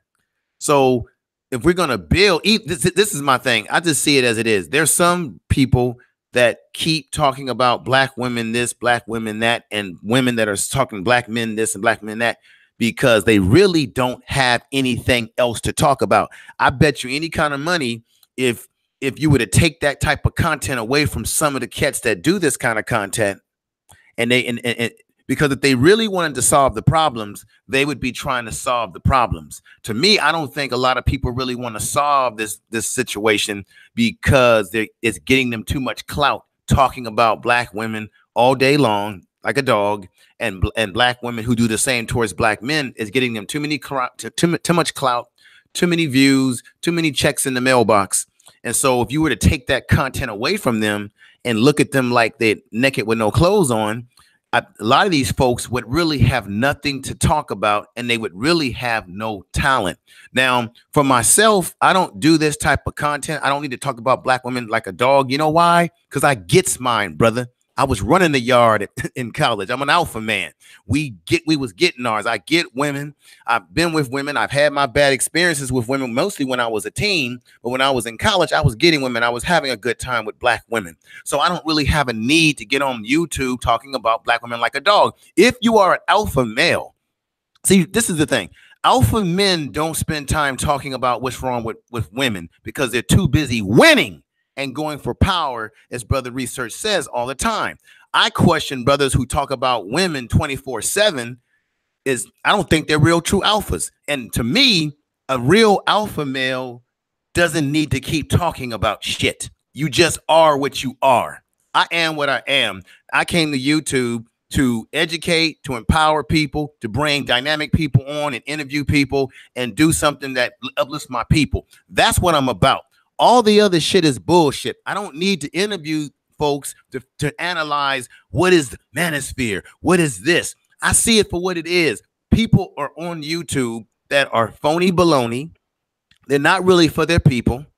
Okay, because you know why I know this to be true? Because when I've been on panels and you talk to brothers and you ask them, you find out what are they doing? What are they doing outside of YouTube?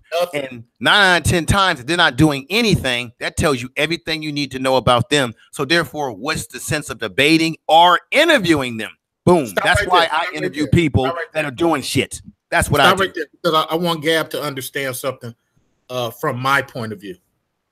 This is what I'm talking about with saving the unit, the community. Gab, when it's time to talk about how to live a married life and get past that 7-year itch, I want you on the panel. Why would I want a person who's anti-marriage on a panel? And I'm trying to talk about trying to keep us together. If I want to talk about how women go left, but you still got to hang in there when you find somebody you are romantically in tie with.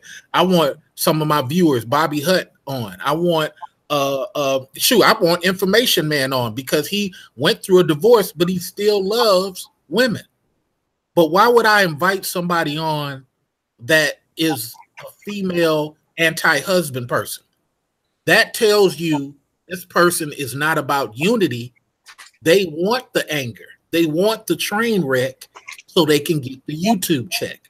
Because what people don't understand, Gab, a lot of white people are attracted on YouTube to black dysfunction online. A lot of those subscribers and views are not black people.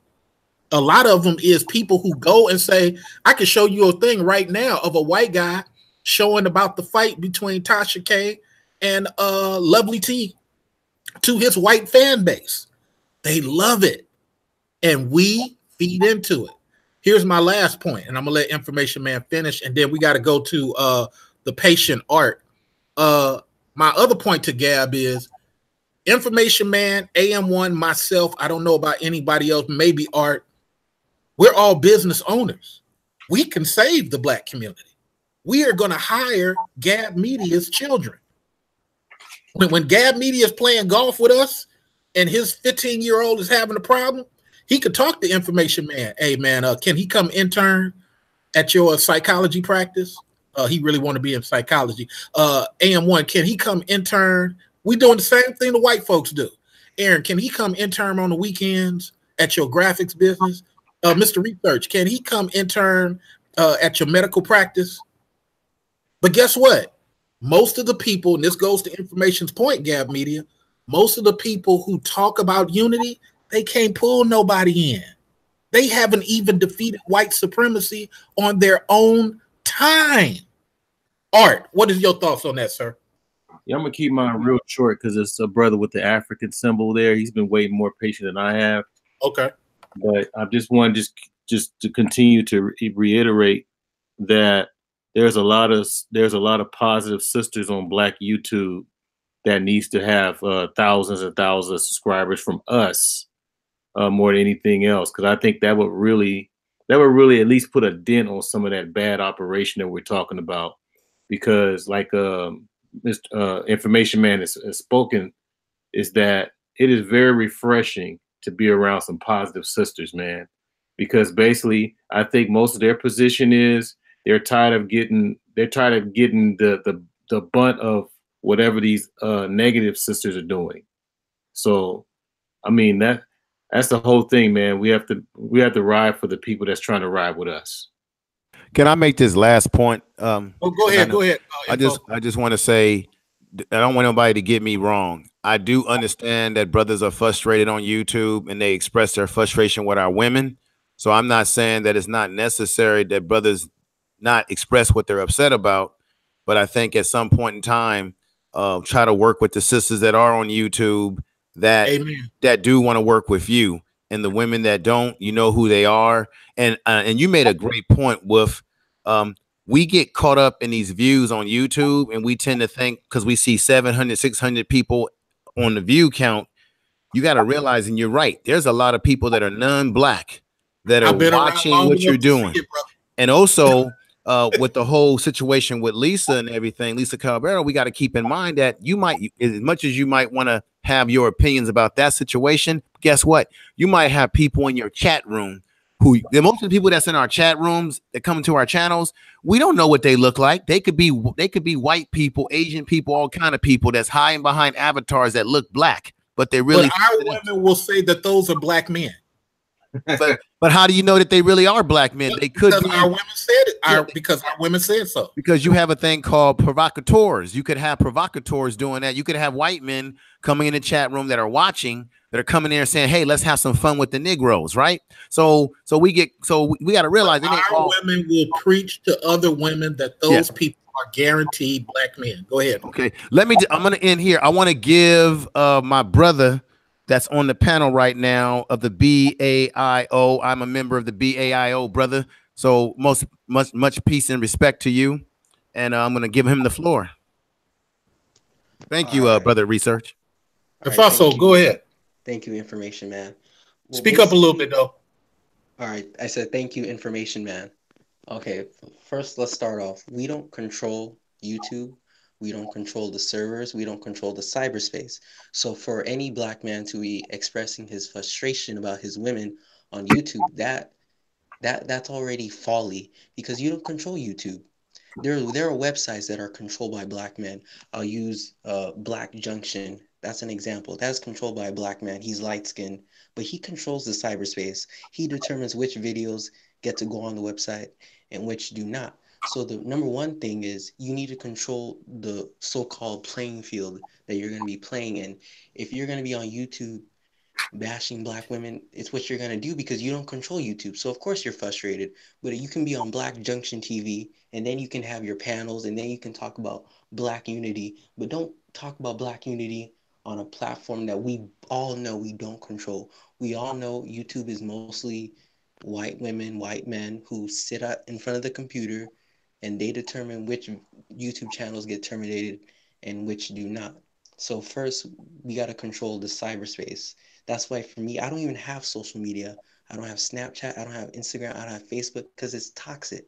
If you don't control something, you don't control what gets put in and what gets put out. So yes, we see a lot of poison amongst our people in the online platform because we don't control most of it.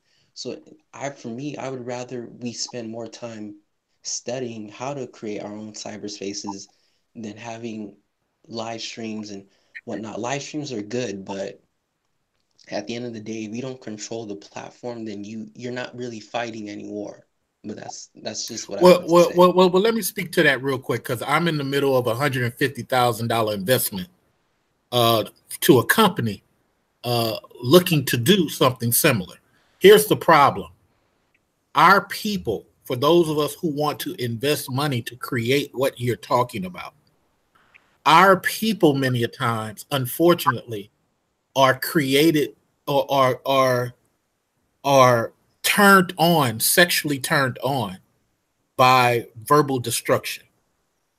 And what we're talking about on the level that I'm speaking with the other investors is that how do we create our system and our format to where we police that, but to AM1's earlier thing, we still allow freedom of expression, of thought, of gathering of information. Because our people are already doing on Black Spot. They're already trying to destroy Black Spot.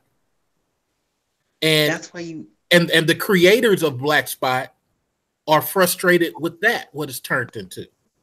So when you're talking about investing Gab's money, Information Man's, AM1's, and we're trying to do it for the community, of course we're going to be a little invested. Like, man, we don't want people to get up here and start destroying this stuff just for ad dollars, pretending that it's unity. But go ahead and finish your thought. But I just want to touch on what you said right now. You said freedom of expression. Let's be honest. We all have certain opinions and thoughts that we know if we express in front of our family members or friends, people would look at us crazy. And that's my thing. There are just certain things that people shouldn't be putting online.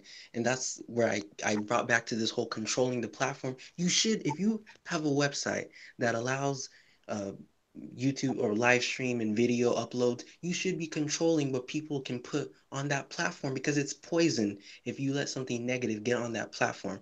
But like you said, investing, I like some of your videos. You talk about investing, owning houses, Black men creating jobs for other Black men. That should be allowed on a cyber platform. But anything like dating and bashing, you have to get rid of it. So you need to police what people are going to do on your platform. It's inevitable. You can't allow too much freedom of expression. You just can't. And I know some people on the platform or on this live stream feel a certain way about what I'm saying, but in my opinion, certain aspects of human nature need to be regulated. And that's just my opinion. Let me highlight that real quick. Go ahead. No, I think the brother makes an interesting point. Definitely, at some point, if I was to own a site, the difference in YouTube is that it's just simply open. It's open without a real purpose. What brother is talking about is owning something that has the sole purpose of upliftment and whatnot. Unfortunately, I don't know that Black Junction or Black Spot is trying to create a place where they censor the messages. I don't even think that they are doing that. He didn't want to do that. He didn't want to do that. Yeah, they don't want to censor. So you're going to end up with the same type of thing going on certain other platforms.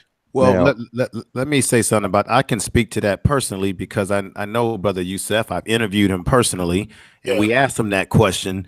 He says the reason why he doesn't take corporate dollars is because he knows the minute he takes a big time corporate money, like YouTube, then censorship will happen. He says that he doesn't want to censor people. He says that now if you do something that's really over the top, blatant, then he may have to consider taking it down, but he would have to think about it.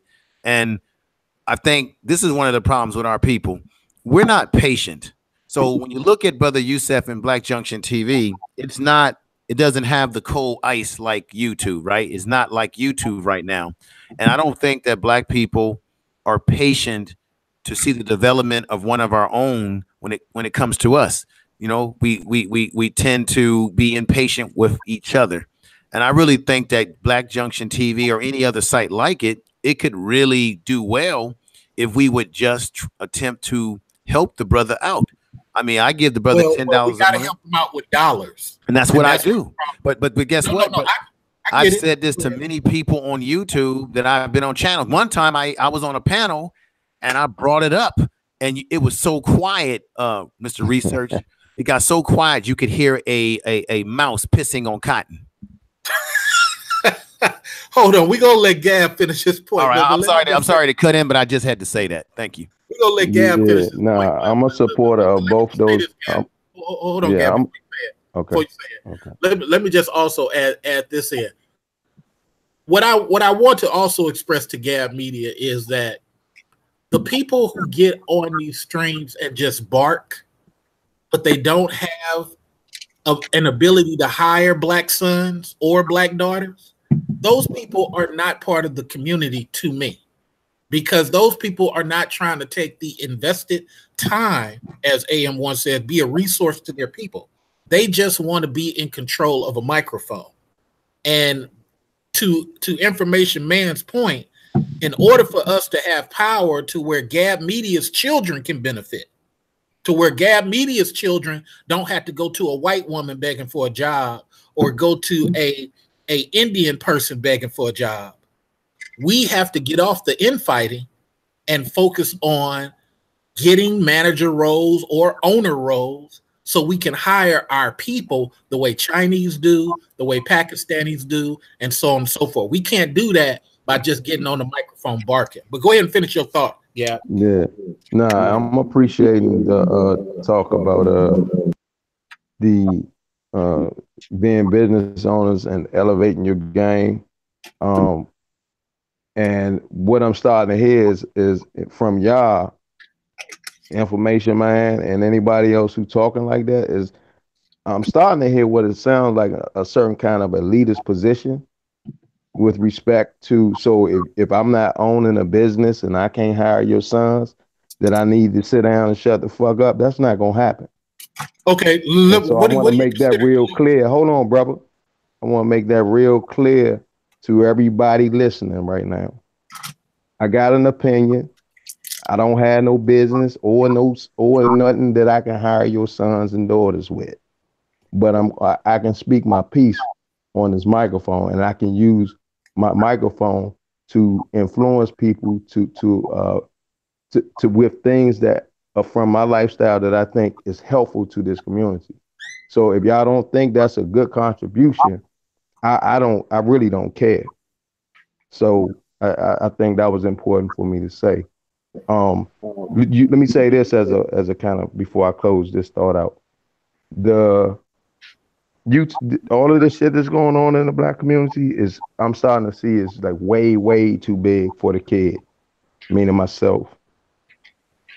So I'm gonna continue doing what I'm doing that I think will eventually be helpful. You've been seeing me iron things out for myself in the public, so you guys and everybody on YouTube has opinions about where it is that they think I'm going, when the reality is I'm not even quite sure where I'm going myself. I'm being led to a certain degree. What I do know about myself is that I'm a positive brother who loves the community. And that's what you're going to see me keep doing. Now, again, the whole idea that if I ain't doing something else for you, like I haven't been busting my ass raising my kids and shit like that. Like, so if that ain't enough, then we should be quiet. I'm not buying that, and I want y'all can holler back at that. I'll be listening. Okay, so here's my thing. I disagree when people try to name call folks elitist, coon, things of that nature, because I didn't label. I said it's starting to sound a little elitist. I didn't label you, but if you trying to, and I am going to label you if what I just said is what you doing. I'm not going to. I will label you. All right. So what I was saying was, Everett, turn down your thing. What I was saying was, on my channels, I try not to have people do that type of stuff, because I think it takes away from the conversation. If I can feel a lot of things, and I say this on my channel a lot of times, but I discipline myself. This is just me personally. You don't have to do it. Everybody got their own thing, but I don't like doing that to people, because I think that is a trigger for a lot of folks to feel insulted, whether I feel that way or not. If I feel like they whatever, I'm not going to. And I encourage people on my channel not to do that. When they come on, I delete a lot of things. When people calling people simps, you can call me a simp because I can take it. But I don't like when people come and they say those things, because that's being disingenuous to me. And being disingenuous means that, well, you don't like how that's going, so you're going to label somebody an inferior. What's the proper term? What's the proper term? There is no proper term. You just feel that way, but I don't think nobody needs to be called nothing. I mean, well, I didn't know how to explain. That's why I'm having a conversation. Yeah, I didn't know how to explain it. Yeah, what I was trying to say. No, I get you. What I was trying to say is that I don't know what you call that when somebody is doing something a little more. That's almost like saying, well, you know, you doing something small, and then we both doing the same thing, and then I graduate and can do something a little bit better or a little more. And then I tell everybody else who's not doing what I'm doing that they don't need to be talking no more. Well, let me explain. They're not going to do what I'm doing now. That's some bullshit to me. No, I got you. Let me explain it this way, because I understand how you feel, because until I was in my situation, I felt the same way. But here's how I look at it. When we go to war, Gab, there's somebody there to plant crops for the warriors to eat. And there's somebody there to build the swords and the axes for the warriors to fight. Even if they don't go out there on the field and fight with the warriors, there's somebody there to do that. There's somebody there to, when the warriors come back, to mend the warriors, because that's what fighting war is about. But if we have people who don't want no involvement, and we see it all the time in movies and what have you, people who don't want to have skin in the game and don't want to share blood in any form or fashion, not even to grow crops for the warriors to eat, then explain to me, why should that person be allowed a voice if they're not trying to contribute in no form or fashion other than expressing how they feel? What the warriors should be doing. I'm gonna tell you what it is. I'm saying that it's not that they're not you. Who's defining what the contribution is? You. We're defining by actions. Right. You're business owners. Don't you need legitimate people working there? Yeah. Okay, so the legitimate people working there they can't speak?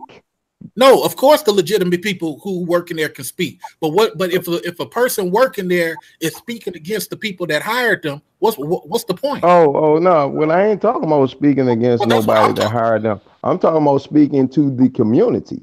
No. What does that have to do with YouTube, bruh? Okay, what it has to do with YouTube is, if a person on YouTube is telling you how they feel about a topic, but they haven't, I'm telling you how I feel about marriage. And this happens all the time with me personally. Dudes, it's like Gab is a simp. He been with one chick the whole time, and Gab is this and Gab is that. Here's Mr. Research saying to them, well, you just don't understand. Gab found something that you didn't find, brother. And you can't speak on the happiness that Gab has. Now, should I give him a mic to have him just drown and bash down your wife or people like your wife? No, because it's an unfair conversation for the community. And I'm all about the community. I don't think a dude who's never experienced what Gab Media has experienced should be able to have 100 videos, even if it's his right to have 100 videos. Me as an elder, business. If it's about business, if I'm gonna be quiet, I'll be quiet. Yeah, but I'm talking about your marriage. I'm saying why? No. But I'm saying like what we're talking about, doing something for the Black community. Right. Now, people, which I brought up is, like, who has a right to be an influencer? And y'all correct me if I'm wrong on this. What I was hearing was, who has the right to be influencers? And then y'all was using business being business owners as a standard Okay, I see what you for said. saying Okay. who is for as the standard. So if you're Let not me clean it doing up. this Clean in it the up, Gab. community, then No, let me then clean I it don't up for have you. nothing to say to you. No, Yeah. that I never said that. I never said that. Let me clean it up. We as people who have the ability to do something, no matter what it is, not even business owners. The folks who seem like all they want to do is talk about what can't happen, we don't want to build with them. Does that make sense? I'm sorry. Say that. Repeat that one more time. Okay, I said scratch the fact that I said anything about business. Okay. Anybody who has the time or makes time to go volunteer for young boys or whatever, if he's dealing with a brother or a sister who has nothing to say but it can't be done, that brother stops volunteering. He stops scheduling his time to be involved because it's not. I agree with that. That's all I was saying. So don't take the business part literally. Take the part that what I was saying, like in your marriage. I don't think it's good if I'm trying to celebrate Black love and Black marriage for somebody that's single who's never experienced love. I've experienced love. Information Man has experienced it. AM1 has experienced it. I don't think it's fair for me to have somebody who's just pro-anti-love talk about how Gab Media is wrong. You never been in love the way Gab Media has been. You never understood what it is to humble yourself when you really want to, like you said, be a chauvinist and check this woman. That's a beautiful thing to be able to humble yourself and be in love like that. So why would I let a guy on the microphone talk against it who's never been it? No, you need to talk with the other guys who are against it, not talk on the topic of marriage because you have no idea what that is. Does that make sense? Yes, sir. That's what okay, so that was my intention. And sometimes I do understand brothers feel like when we talk about entrepreneurship and business that we're trying to exclude you guys. No, we're not trying to exclude you. And I understand the minute we say that word, people get triggered. That is not what we're saying. YouTube, like all I was saying is, like, YouTube is a place where people share their thoughts and opinions about things. And sometimes they find out that they have some things that they would like to say to the Black community. What I've been finding, and this is before this panel, I've been finding that brothers and sisters who are found themselves volunteering more, in a position to do more for the community, have started to try and belittle people who are still contributing their best to the community through the use of this tool called through social media.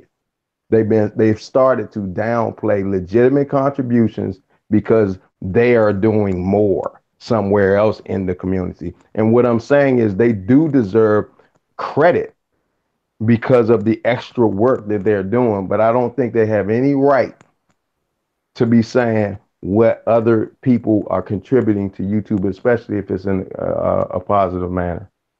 I understand. I just, the only thing I disagree is when a person is doing more, and now here comes a person. Man, fuck you, Gab, you media. I don't give a fuck. I don't give a fuck. Oh yeah, no, that's just disrespect. Yeah, that's disrespect. Okay, so these are the people that I'm referring to. These are the people that are trying to shut any good information that you're trying to say. On this panel, hasn't everybody had a chance to speak, Gab? Yes, sir. I'm sorry, for being slow. I keep muting my mic. Yeah, yes. No, it's all good. Everybody has had a chance to speak, and I don't hold a lot of hangouts, but when I do, I try to let everybody speak, even the people I disagree with. You saw how angry. If you saw the thing I had with Shannon, you saw how angry Shannon was, or Taz. You saw how angry that dude was. I didn't feed into that, bruh. Because look, it ain't about that. Hold on, you got echo now, guys. Yeah, my bad. I got it ain't about that. But if that gentleman's going to tell me, well, I feel because you said this that you was talking about me, brother, where do you get that from? Well, You said something similar to what I was talking about. Brother, come on. Are you serious? It's hard to have conversations with people who are destructive like that. They're still allowed their speak.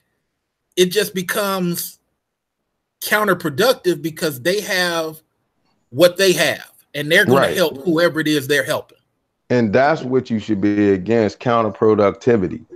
Counterproductivity and not doing something in the community, or if you ain't in a position to do more in your community, is different than somebody just simply contributing negativity to the community.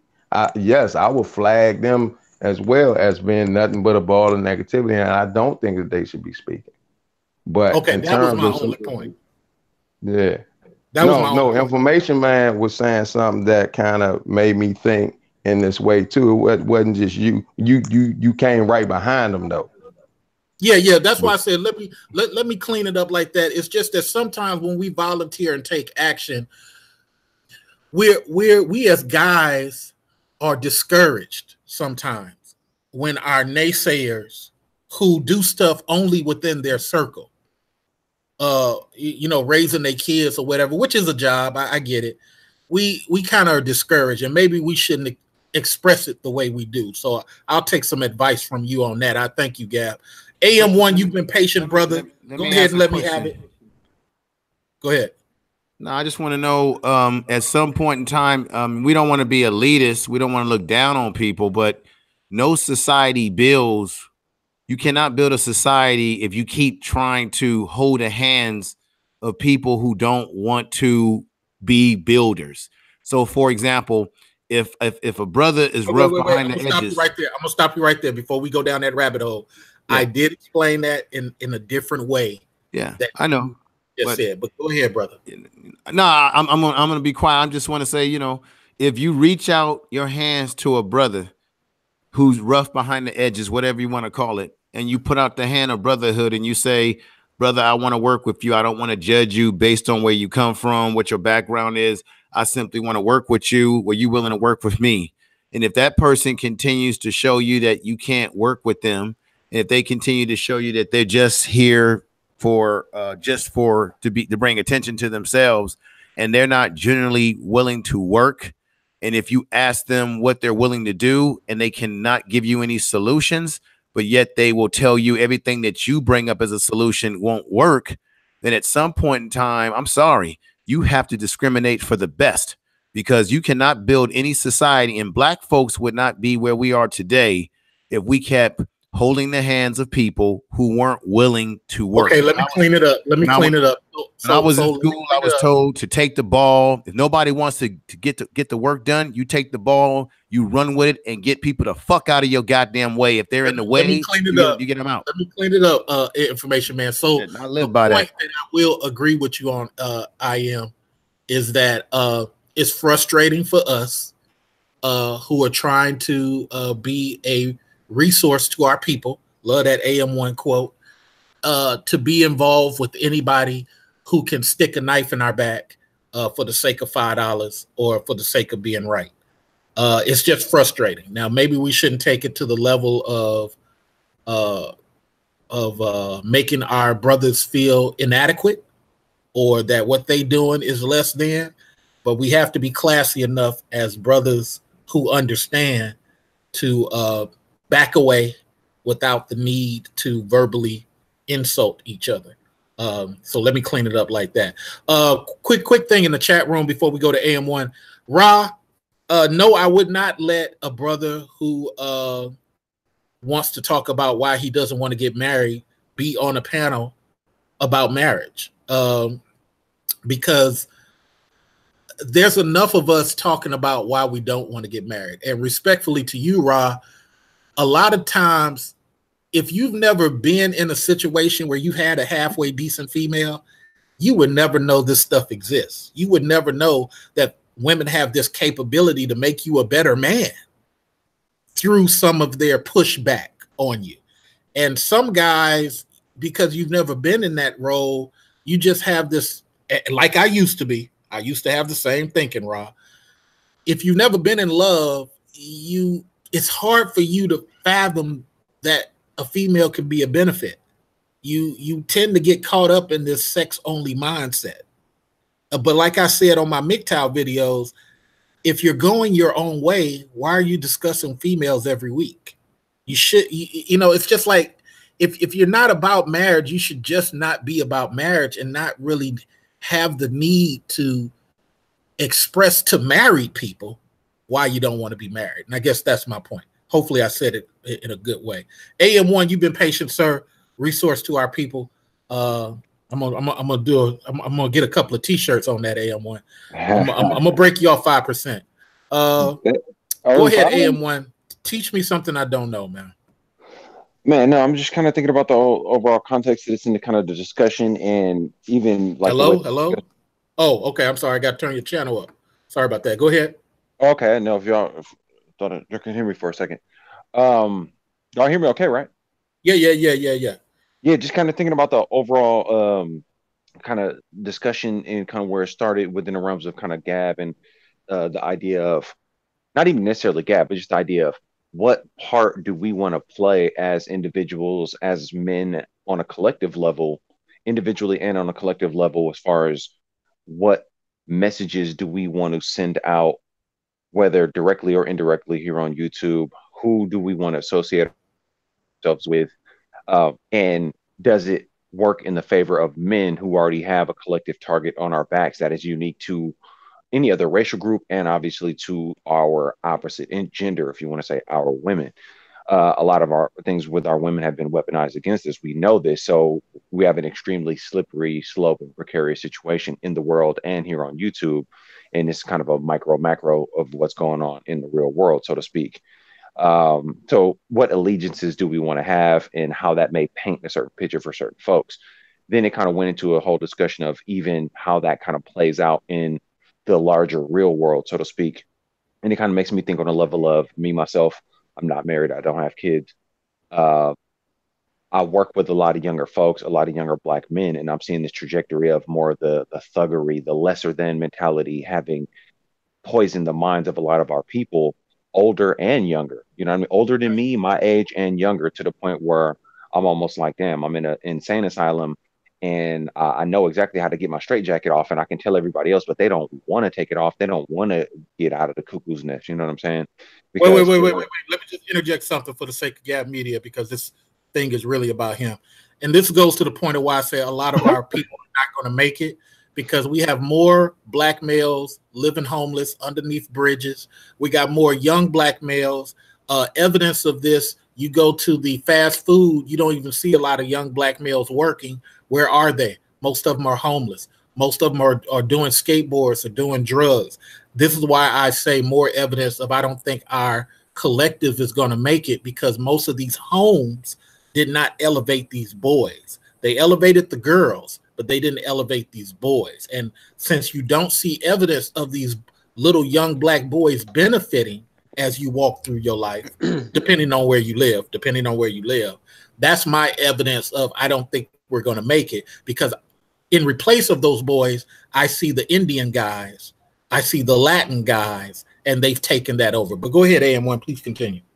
Yeah, and you kind of piggyback even further, expand on what you said, kind of the thought process I have, and I think if it's Rael in the chat, we've had discussions about the idea of like family and all that. And kind of my message overall is empower yourself as much as you can so you can be the best resource for yourself and then furthermore for your people. I kind of think the discussion kind of went along the lines of a meritocracy, in the sense of what are you doing here on YouTube and out in the world to put yourself in the maximum position of being a resource. And if your resource that you're providing is being sort of a peacekeeper and a person who's allowing expression here on YouTube, such as Gab Talk Media, just to round it back to Gab, then it becomes a matter of, okay, well, if there are people who are doing things beyond that and who may have bandwidth that you don't have and perspectives you don't have, it is possible that they may be more knowledgeable with a lot of things that could further help to inform you to be even a better resource at what you do in your role in this war. So just overall, just kind of like obviously Gab is my dude, and I'm not trying to bash Gab at all, but we've had discussions online and offline within the realms of, okay, slippery slope, kind of how you might operate in certain circles, certain things you say or don't say could pin you into a certain situation. But it is dope to have these kind of builds in the sense that it can say, all right, well, here's maybe something you might be missing. And brothers have, Gab did it to me. Gab did it with me, said, well, certain ways folks are speaking, it's making you less impactful in the message you're delivering. And me and Gab have talked about that. So like, let me refine some of that and say, let me really peep game. So I think with this being about Gab and not that it's, I don't want it to seem like it's a gang up sort of situation. No, never that.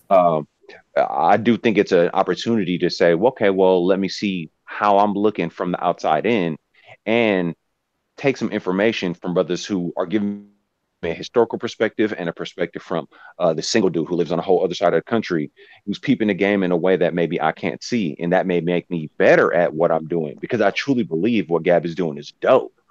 And I'm like, I would hate to ever see somebody flip a switch on Gab and try to out him and oust him and, basically fuck his whole situation over and manipulate his situation. Because Gab does seem like a good dude, a big-hearted dude. And I could see easily how a lot of these women here on YouTube would suck that in and totally flip that and leech off that. And I do believe that could easily be at play right now. And I've told Gab this straight directly to his face. So it ain't like I'm saying it's nothing he ain't never heard. It's happened to people before Gab. So I understand what you're saying. My whole point, once again, was for doing this was that, as we all know, there are different levels of black dudes online. And this collection that I have are the most polite and the most intellectual of any on YouTube. You're not going to find it on Obsidian. You're definitely not going to find it on BGS. You're not going to find that in a lot of other places. And I don't say that arrogantly, but it's just like Information Man said. I think Information Man, you was on mine before you was on O'Shea, right? Yeah, yes, brother. I think it was you and I met you through Lowcast.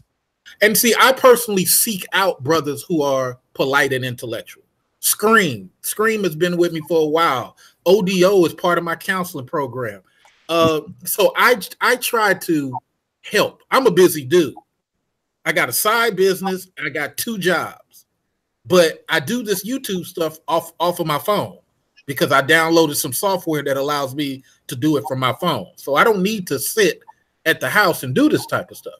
So I fell out of love with this YouTube experience because I've had the popularity. I've had the views. I've had the channels. And guess what? Our people still resorted back to the infighting. And now my concern is, and the only reason I'm here, and I'm speaking to Gab on this point, our people are in such disarray now. And it's like, it's way worse than what it was before. And the black boy is suffering. So on my channel, I constantly talk about the black son. Who's helping him? Who's hiring him? Why does he have to go to a white woman for a job? Why does he have to go to a gay dude for a job? Why can't black men hire black men? This is the stuff I'm saying. And while I'm saying this, I got people on the other side saying black men ain't good enough. Black men ain't this. Black men ain't that. And you know what? It's their right to say whatever they need to because they have to pay rent. They got to make that money. But please don't say that it's part of the unity of us because that would be disingenuous. And so, again, I just want to reiterate the point of me creating this. Our brother Gab is such a nice brother that I wanted to create something on a polite level that even if he disagrees with me, at least I brought in a collection of people to try to prove my point as he goes on to do other things with other people. Go ahead, Gab. I see you unmute yourself. Yeah, you just made a certain point. I forgot the goddamn thing already. Let me. You say how much you hate Mr. Research. Say it again. You was about to say how much you hate Mr. Research. Oh no, man! This has been overall a beautiful, overall a beautiful discussion, man. I'm good with everybody on here, so you brought me really amongst friends, except for your echo in the background. I know it's my cheap Metro. You know, I can't afford Sprint. I can't afford Sprint. right. Yeah. Nah, go ahead and finish so we can get to Art, and then we can start closing out, you guys. I'm sorry. Okay, no, it's been a great discussion. Got a touchy there about something that I've been listening to on YouTube for quite a few years now. And I don't know if I was misinterpreting. Yeah, I don't know if I was misinterpreting or a part of it sounds like I may have been misinterpreting. So I hope information, man. I'm good with you, man. Well, I think what happens is sometimes when we say stuff, we're saying it from our interpretation, and I wish that brothers would understand that, and that's why I brought up the Shannon interview. Sometimes brothers, from their interpretation, they think we're saying something, and we're really not. And then they start, and then by that time they're already attacking us. You simp, you bitch. Whoa, bro, what are you talking about? Well, you said blue, and I rode a blue bike when I was a kid. Oh, dude, no. Right. No. Right. And everybody don't have the patience I have to re-explain it over and again. So, but go ahead, Gab. I get it. Yeah, I don't want to get away from the idea of put up or shut up, because I think as I listen to it, I think the whole idea is like, man, don't just be like talking all the time and not being willing to contribute. What I was dealing with is the ways that we contribute are going to look different sometimes. There's always a civilian population, there's always soldiers, and there's always the entrepreneur business community. And so these things are going to exist simultaneously. And each of those have their different expertise. And I just wanted to make sure that we weren't creating an environment where somebody is being discounted because they don't have your expertise. Absolutely not. And let me reiterate one more time. My concern on what I was saying and what I'm interpreted I am as saying is, when we're in a discussion, the constant interrupting is not positive. The constant yelling down is not positive, especially from someone who hasn't even done close to what we're doing. But when we say that, then that person uses that one little sliver and say, oh, so because I ain't doing what you're doing, I can't speak. No, it's not about that you can't speak. It's that you're interrupting the people from getting my version of the information because you're so busy yelling down every time I say two sentences that you don't understand. You didn't understand that two giraffes could rub next to each other. So now we got to spend 30 minutes explaining to you that giraffes do that. Now we're derailed. Now the audience, the black audience, isn't getting the information that Art has because we done spent 30 minutes talking about something you didn't know was true. Instead of just saying, well, maybe you experienced that, but that's not in my state. Maybe you experienced that, but that's not in my world, not my friends. Yeah. Okay, we're not talking about your friends. We talk about the topic. But go ahead and finish, Gab. Yeah. No, I'm a close out saying that y'all have given me a lot to think about and to process. I will say that some of these discussions I might need to be offline with some of it, because it's not that anything really is a secret, but some things, when it may cause somebody to be kind of rethink the way that they're doing things, they can better save face off the air than they can when they kind of have to rethink their position on the air. Right. So because another thing to say, Gab, is I've been around long enough, and I addressed Angry Man about this some time ago. If you've changed your position on something, don't leave those videos up, because you either trying to generate revenue or you really haven't changed your position. and that's point. Yeah, and why would you do that if you say you're about our people? And the second thing, I want to reiterate what I said earlier, Gab. If you sent me an email, I'm not going to post that email, Gab. I'm not going to me, that insinuates, it doesn't matter if you were wrong. It's the same thing I said about the Zaza stuff. I don't care. Some people do bad business. Everybody, AM1, I am, myself, will tell you some people will make accidental millions for years and not know how to do their business. And you'll say, well, how was they making millions? Because they found something by accident, a process or a piece of paper. Yeah, and it just worked for them. But that's why we have TV shows showing people how they fuck up, because now that nobody's checking for that no more, now it's really showing that they're not handling business. And in the case of Zaza, just my point, she didn't understand business. She did something out of pocket. Hey, look, maybe she is shady, but maybe she just appears that way because just like with me, Gab, I had one bad event, Gab, in Atlanta that I had to cancel last minute. And even though I sent out information, I'm telling you from personal thing, do you know I got shitted on in Atlanta all for months until I had my next event? Off something that was beyond my control because the place that I got gave it out to somebody else with a bigger budget without really telling me. And luckily I got there 4 hours ahead of time. Now, I sent out emails. That's not my fault. But guess what? Atlanta didn't care. Atlanta, man, Q is on some bullshit.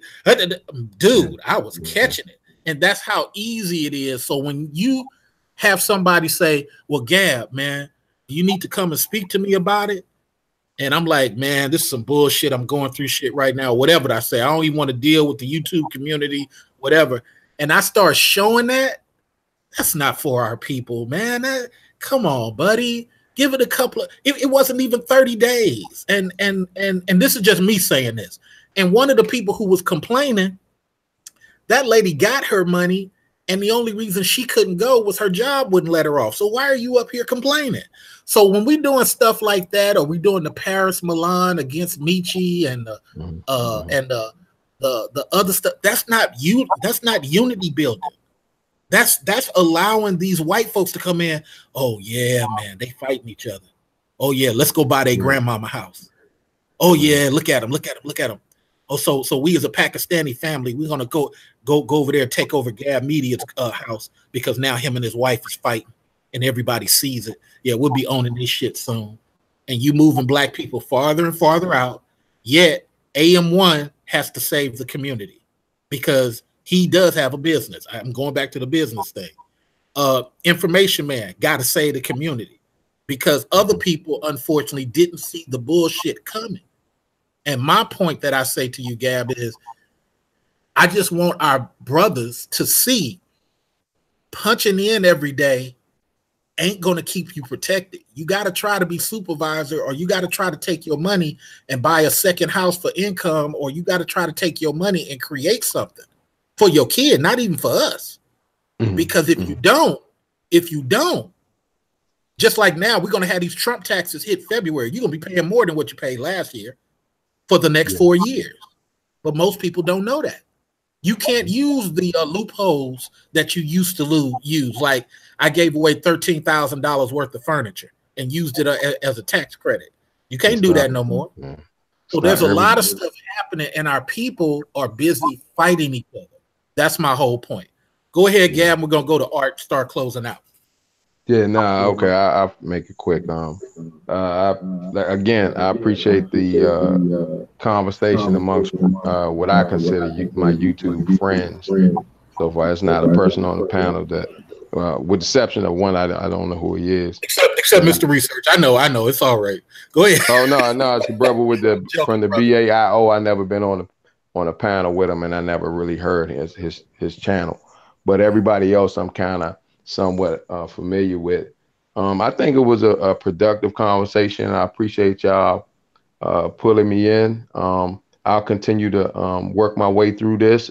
You guys have given me a lot more to consider to work with, and I think that was your purpose. And I would say mission accomplished.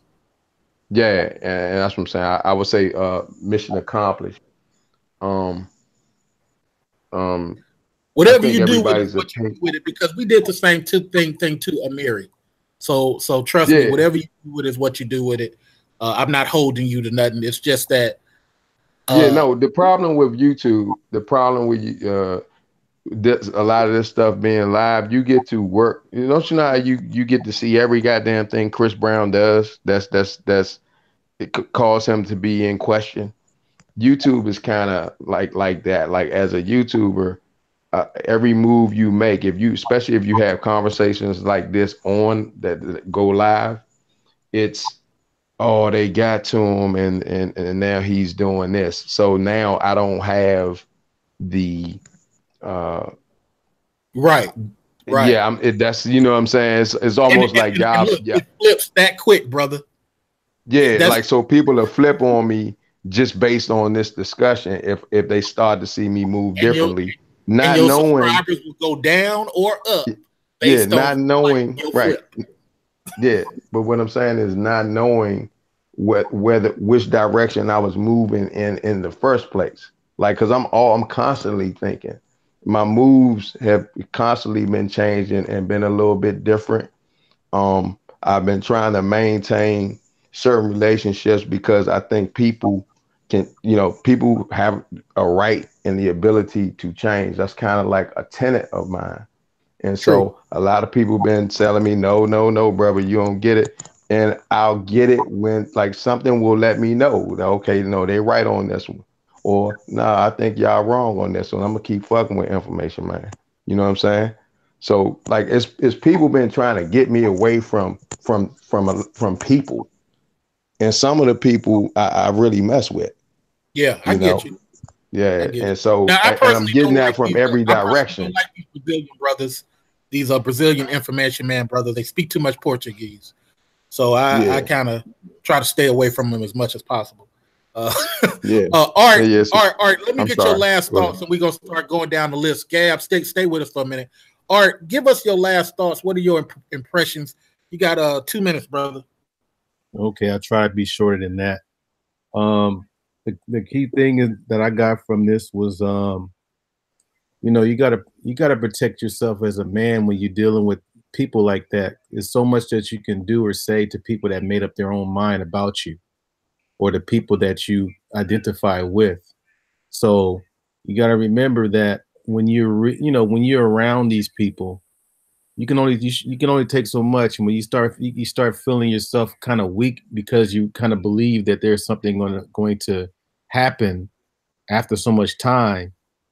Sometimes you just got to fall back and make sure you protect yourself because we have a family, we have friends, we have people that we generally want to be around as our full self.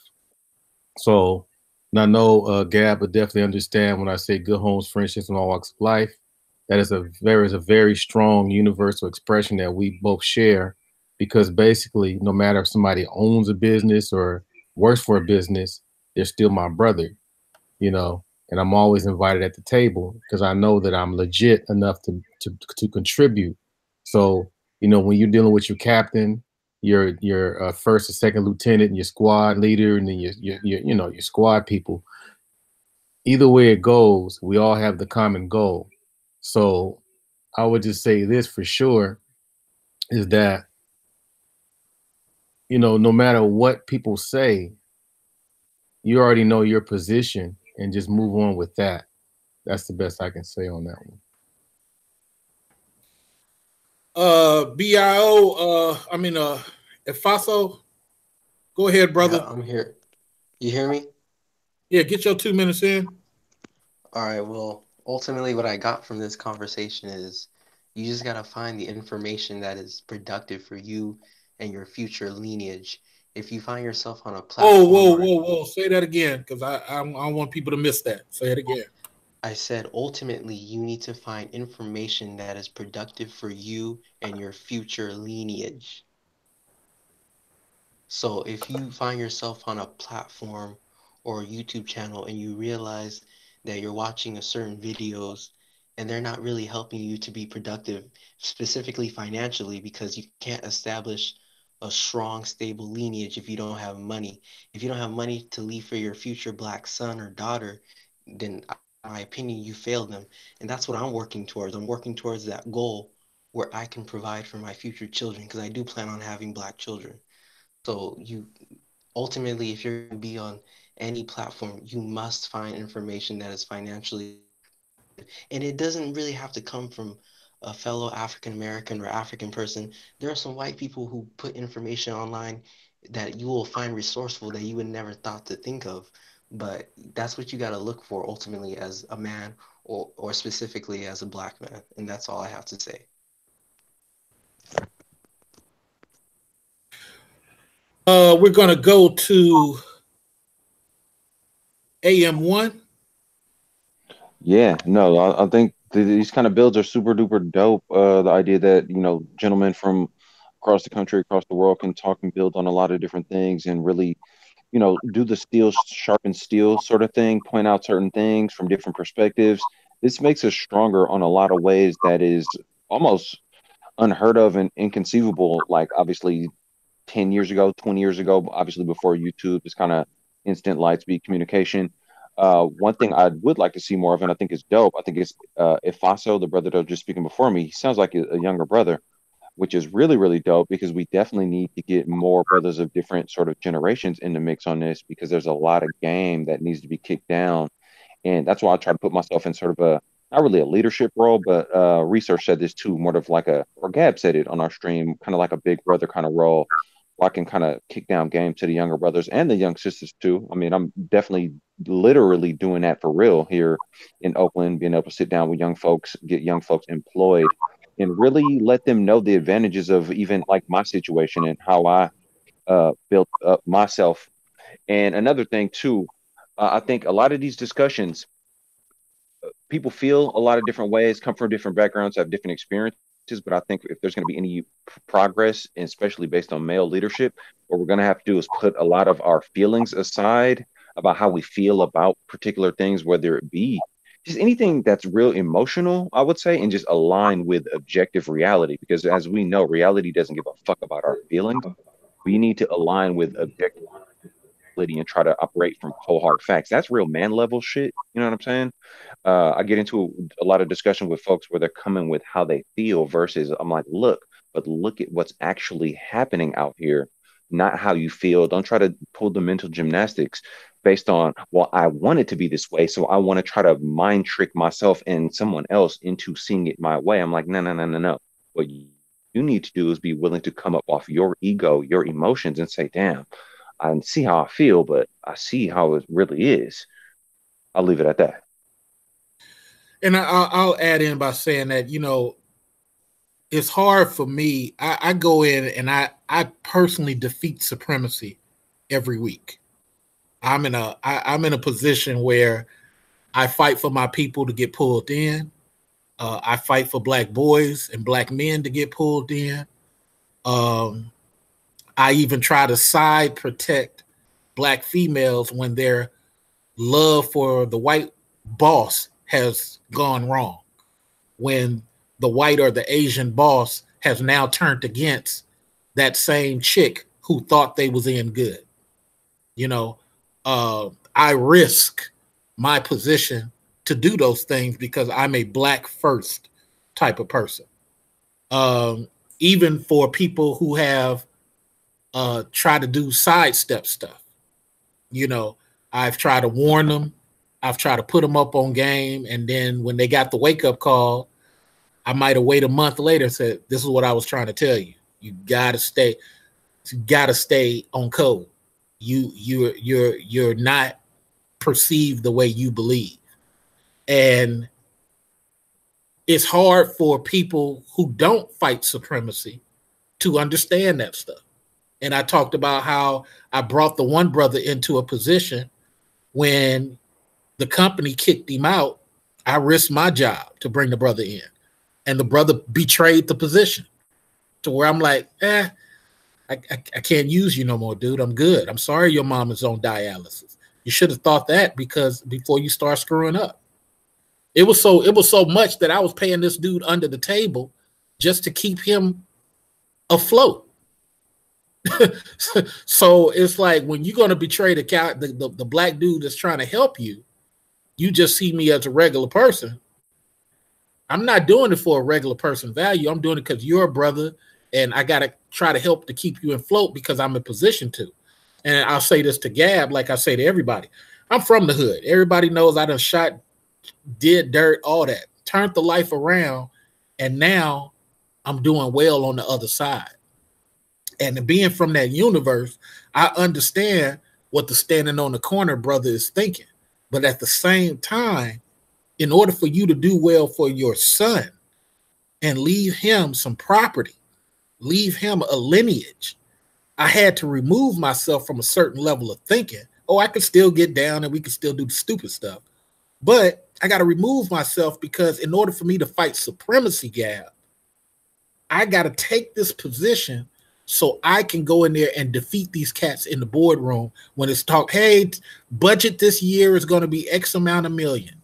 Don't look like we're going to be able to do hiring. Well, I said to you guys last quarter that we don't have enough black males in here. Okay.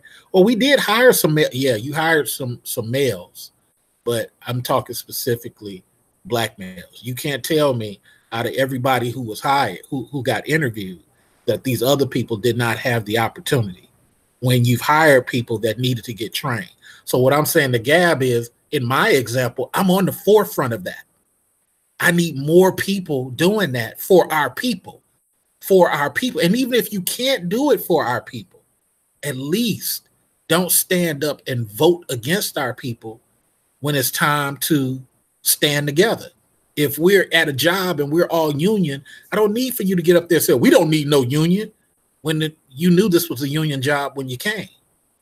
Or I'm against this, or man, this benefits us all. There's a lot of stuff I don't like, Gab, that I'm willing to roll with as long as it benefits our people. I talk all the time about how in politics, Obama tried to do a whole bunch for black folks. Guess what? Paul Ryan and Mitch McConnell would block. Now that is Trump, the same stuff they was blocking Obama on is the same stuff they bankrolling now. And this is what our people got to understand when we're infighting, even on YouTube.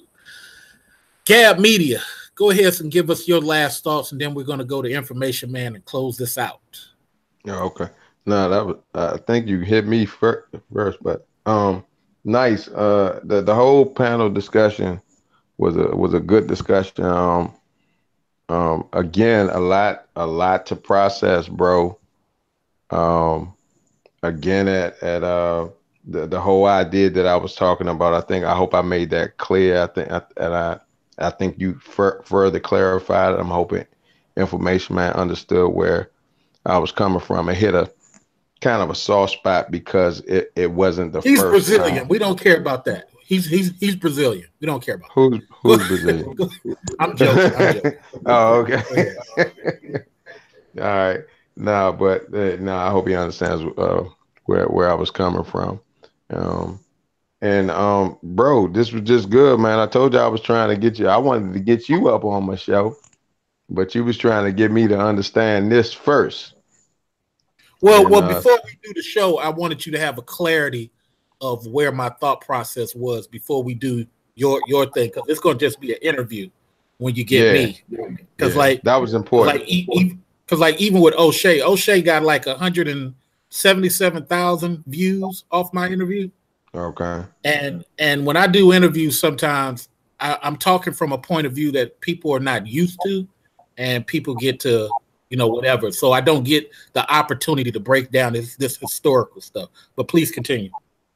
Yeah, I this is definitely going to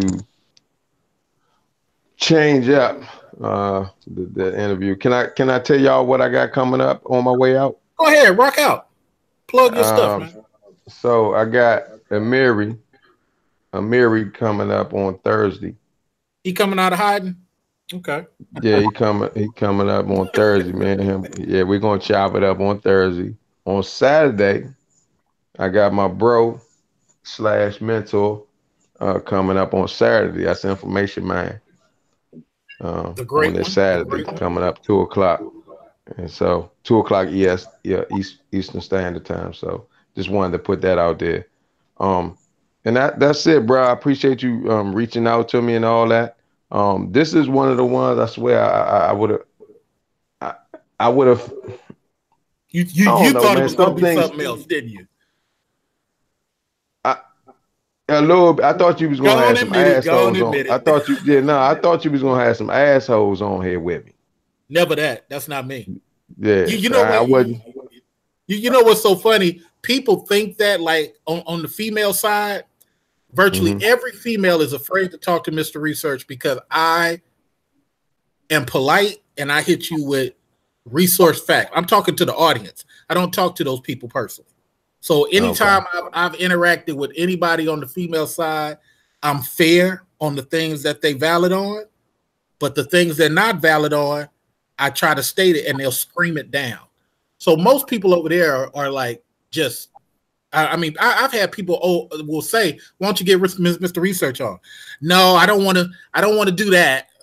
Of course not, because we're going to have a real conversation. I'm not going to go into that. So what they try to do is kind of funny style people's names, and then you draw an opinion based on something you haven't experienced yourself.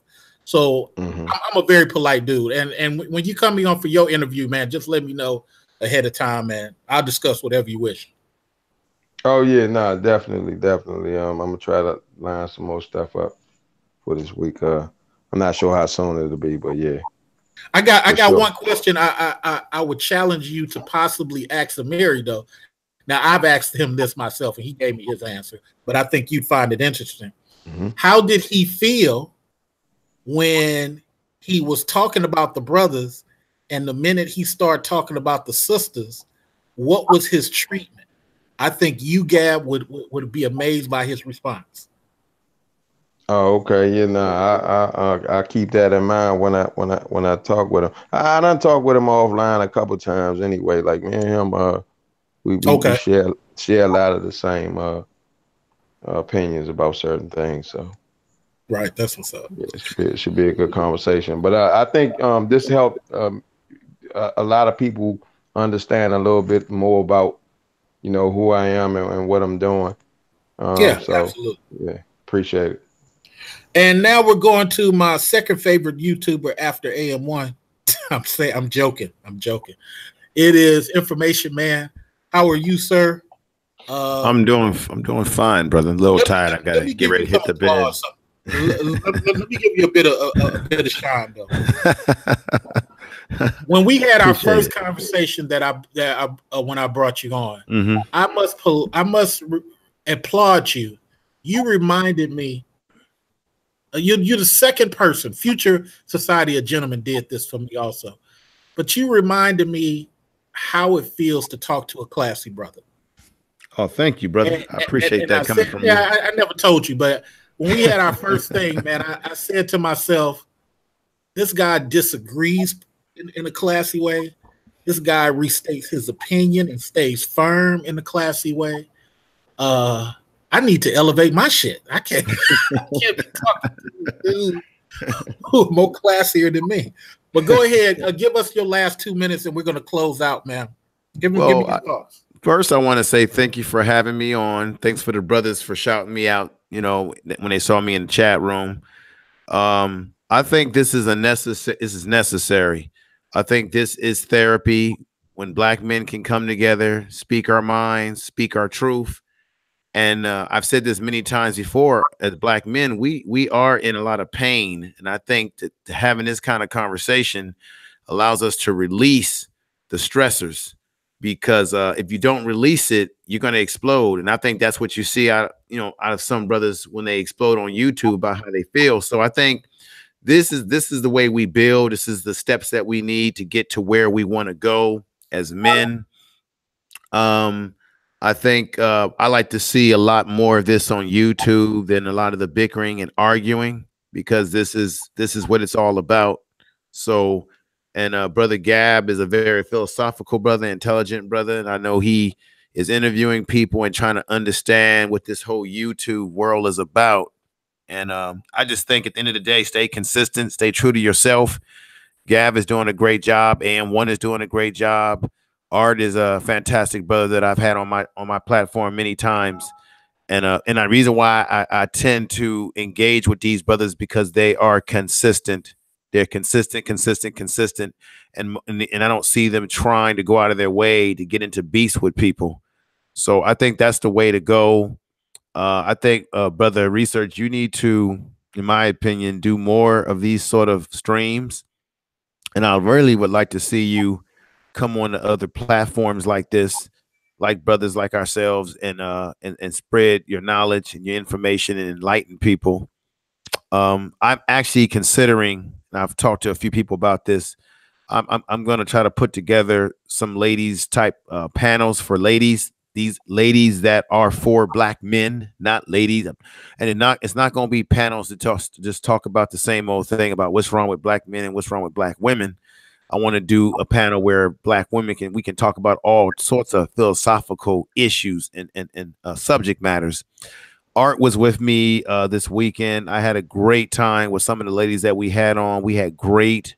And one of the things that the women said is that they said that it felt so good to have conversation with black men that were intellectual, black men that had something to say, black men, and we could feel the respect that the women were giving us. And these are not women that I'm talking about that have a history of going sideways on YouTube on black men. I must repeat that for those that are listening. And I think that's the way to go. I think that is the approach to take. And I'm personally, I want to deal with people who want to build. People who don't really want to build that I see on YouTube, I'm not inclined to really want to engage with them, you know. And there's some people who have opinions that I don't agree with. Ascenian was on my channel this weekend. He's been with Gab, has interviewed him. He's funny to me, you know, when he talks all of that. I like my woman to be bent over on the couch. That's where I want her. I mean, he's kind of hilarious. I understand where he has admitted that he's just getting a check.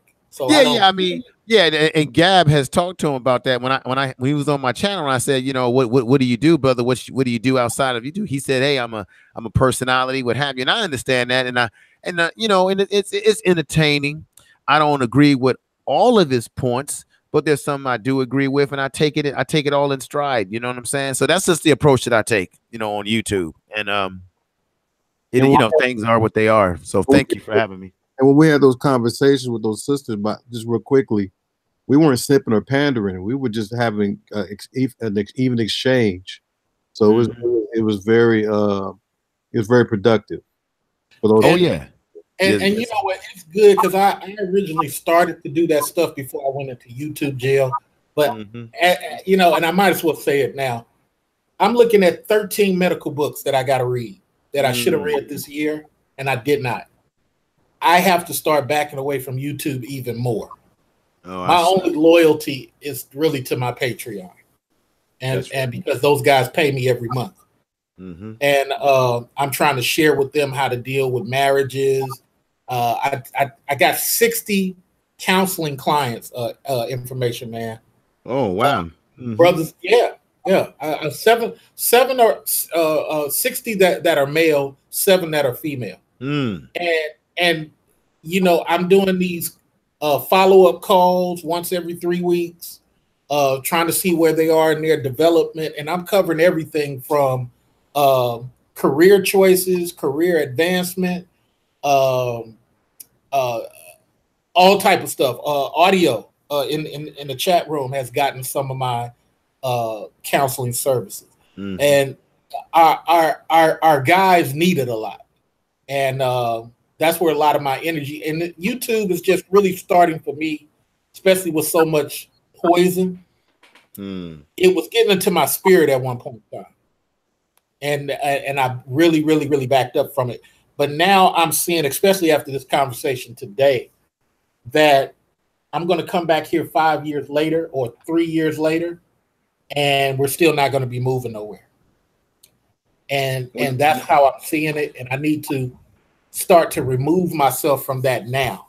Also, but wait a minute, brother. I don't think you should say that. I'm gonna tell you why. The people who continue to do nothing on YouTube, they will be the ones that you can say are haven't moved. But brothers like ourselves and many others that are out there, you may see a difference in brother. You may see the difference in those that are striving for something, and those that are not will be doing the same old thing. It's just like when I was growing up in my neighborhood, And then, you know, I went off to college, went to school, you know, on Pell Grants because I came from a poor background. And then, and I can go back to the neighborhood right now, and I will see guys that I grew up with. They're doing the same thing that they were doing when they were teenagers, hanging on the street corner. Well, here's what I mean. They've never gotten growth. Here's what I mean. You'll be doing good. Art will be doing good. AM1 will be doing good. But there'll just be certain staples of us who will be where it be. I've even told O'Shea, once he graduates and actually starts practicing, he ain't gonna be considering medical getting on YouTube, because when you screw up in medicine and somebody sues you, the first thing they're gonna do is reach out to your YouTube and use that against you in court and make you pay millions of dollars. And I've seen it happen all the time. And I talked to O'Shea about that. I said, dude, you ain't gonna want to do YouTube. YouTube be the last thing, because that's evidence against you if you ever screw up in medical. And it doesn't even matter whether you're talking about something, they're going to just destroy your character by using your videos against you. So everything's going to change. And it always does 3 to 5 years. I've seen so many people come and go, Information Man, so many personalities. You know, there's dudes that don't even come on anymore. There's dudes who have died. Wow. There's popular dudes. I talked about one dude who Filipino wife divorced him and took him to the cleaners. He living in a motel right now doing video. Oh, wow. It's that serious. And some people just love the attention so much. But what I realized is for the sake of my spirit, I need to back away and really focus on this wife that I'm going to have one day and these kids. That's what my focus is on now, just having a happy home life and what have you like that. And I've even talked to AM1 about I'll probably try to create a event business out here in the Bay Area. All that stuff takes up mental energy, and you know, YouTube probably be the last on my list. I'll still answer your links you send me, and I'll still answer AM1 if he invites me somewhere. But if you notice, I've really backed up off of YouTube a lot. Yeah, outside of my channel. I still catch some of you have done some pre-produced videos that I have taken a look at that have been fantastic, great points. And brother, I have many times I do find myself when I've done live streams quoting things that you say. I think I even quoted you the other day when I had the ladies on with Art. So, and when I really like brothers on YouTube, different brothers that I like on YouTube, like a Gab or an AM1, I find myself quoting things that brothers are saying. And I think that's very important, because if you are like-minded and you like brothers and they're positive, I think you should quote things that brothers are saying. Of course, you give them credit. I always say the name that I get it from, but I think I quote things that other brothers are saying because I believe in what they're saying. I believe in it for myself, and it makes a hell of a lot of sense. Do you know the pressure I put on myself by saying be a resource to my people? Yeah, that shit was like a big brother. Like, yeah, you're right about hey, that. man, gotta be a resource to your people. Yeah. AM1, that's AM1. Sometimes. Hey, you know what, AM1, you should put that on that's a damn good T-shirt slogan, man. That's a brand. That's a what do you call that? That's a good that's a bumper sticker. No, it's like the high school bully. Oh, okay. You know, every time you go to lunch, gotta be a resource to your people. Yeah, man. No. I think AM1, you should consider, man, putting that on a shirt or something, man. Yeah, no, that could be a hardcore mantra. Research said that earlier. He said he gonna put that on a shirt, and then he said he gonna give me 5% of the proceeds. I'm like, that's what about this? Hey, what do they say? First one to the hustle, man. Yeah, that's true. Whoever gets to the hustle. Hey, watch this, you guys. Town business, AM1 town.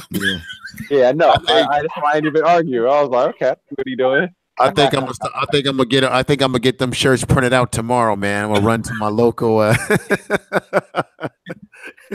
Look, you be running to the print shop with like 2 G's. Run that shit.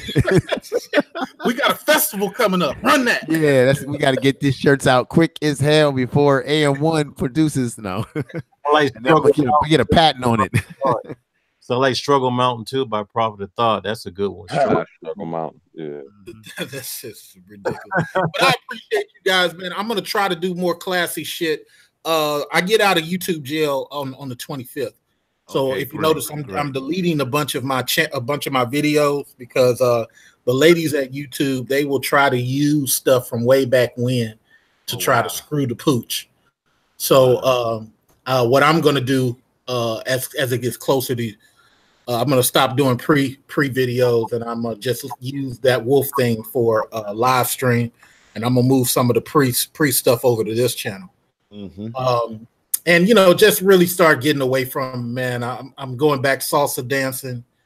I just got back from Hawaii. Some of y'all saw the video of that, and yeah, I don't know. I've did my thing with YouTube. I realize, and I've tried to help who I tried to help, and I'm kind of good now. I feel like I've done my penance, man. So whatever happens, man, if cats wake up and they find out, matter of fact, what's so funny, you guys, this one dude I was talking to, man, because we were talking about, why waste time focusing on black women. Here's what the brother admitted to me. The young brother said, I still stay with my mama. It's too expensive for me to get my own place. And I realized in that moment, you have fell in love and felt so powerful through YouTube that you just go around the channels talking about how much you hate these women, because he was calling women apes and monkeys. And I said, what has gotten to the dudes to where you don't realize come 35, 40 years old, you can't be holding on to that shit. You got to already be halfway good. And if you still holding on to that philosophy, like Information Man said, you're going to be one of them 40-year-old dudes riding a BMX bike with a bunch of plastic bags on your bags full of your clothes and shit. I mean, like, I don't get where dudes are trying to go no more. I think that's my biggest frustration. I don't understand where dudes are trying to go. And I don't even want to watch it no more, to be honest. I'm finna close my eyes to it, to be honest. So thank you, gentlemen. I appreciate you. I gotta deuce y'all out, man. And all right, brother. Good hearing from you. I appreciate you, brothers. All right, when y'all do some of that classy black man shit, send me a link though. Okay, brother. Take care, everybody. Peace. Everyone.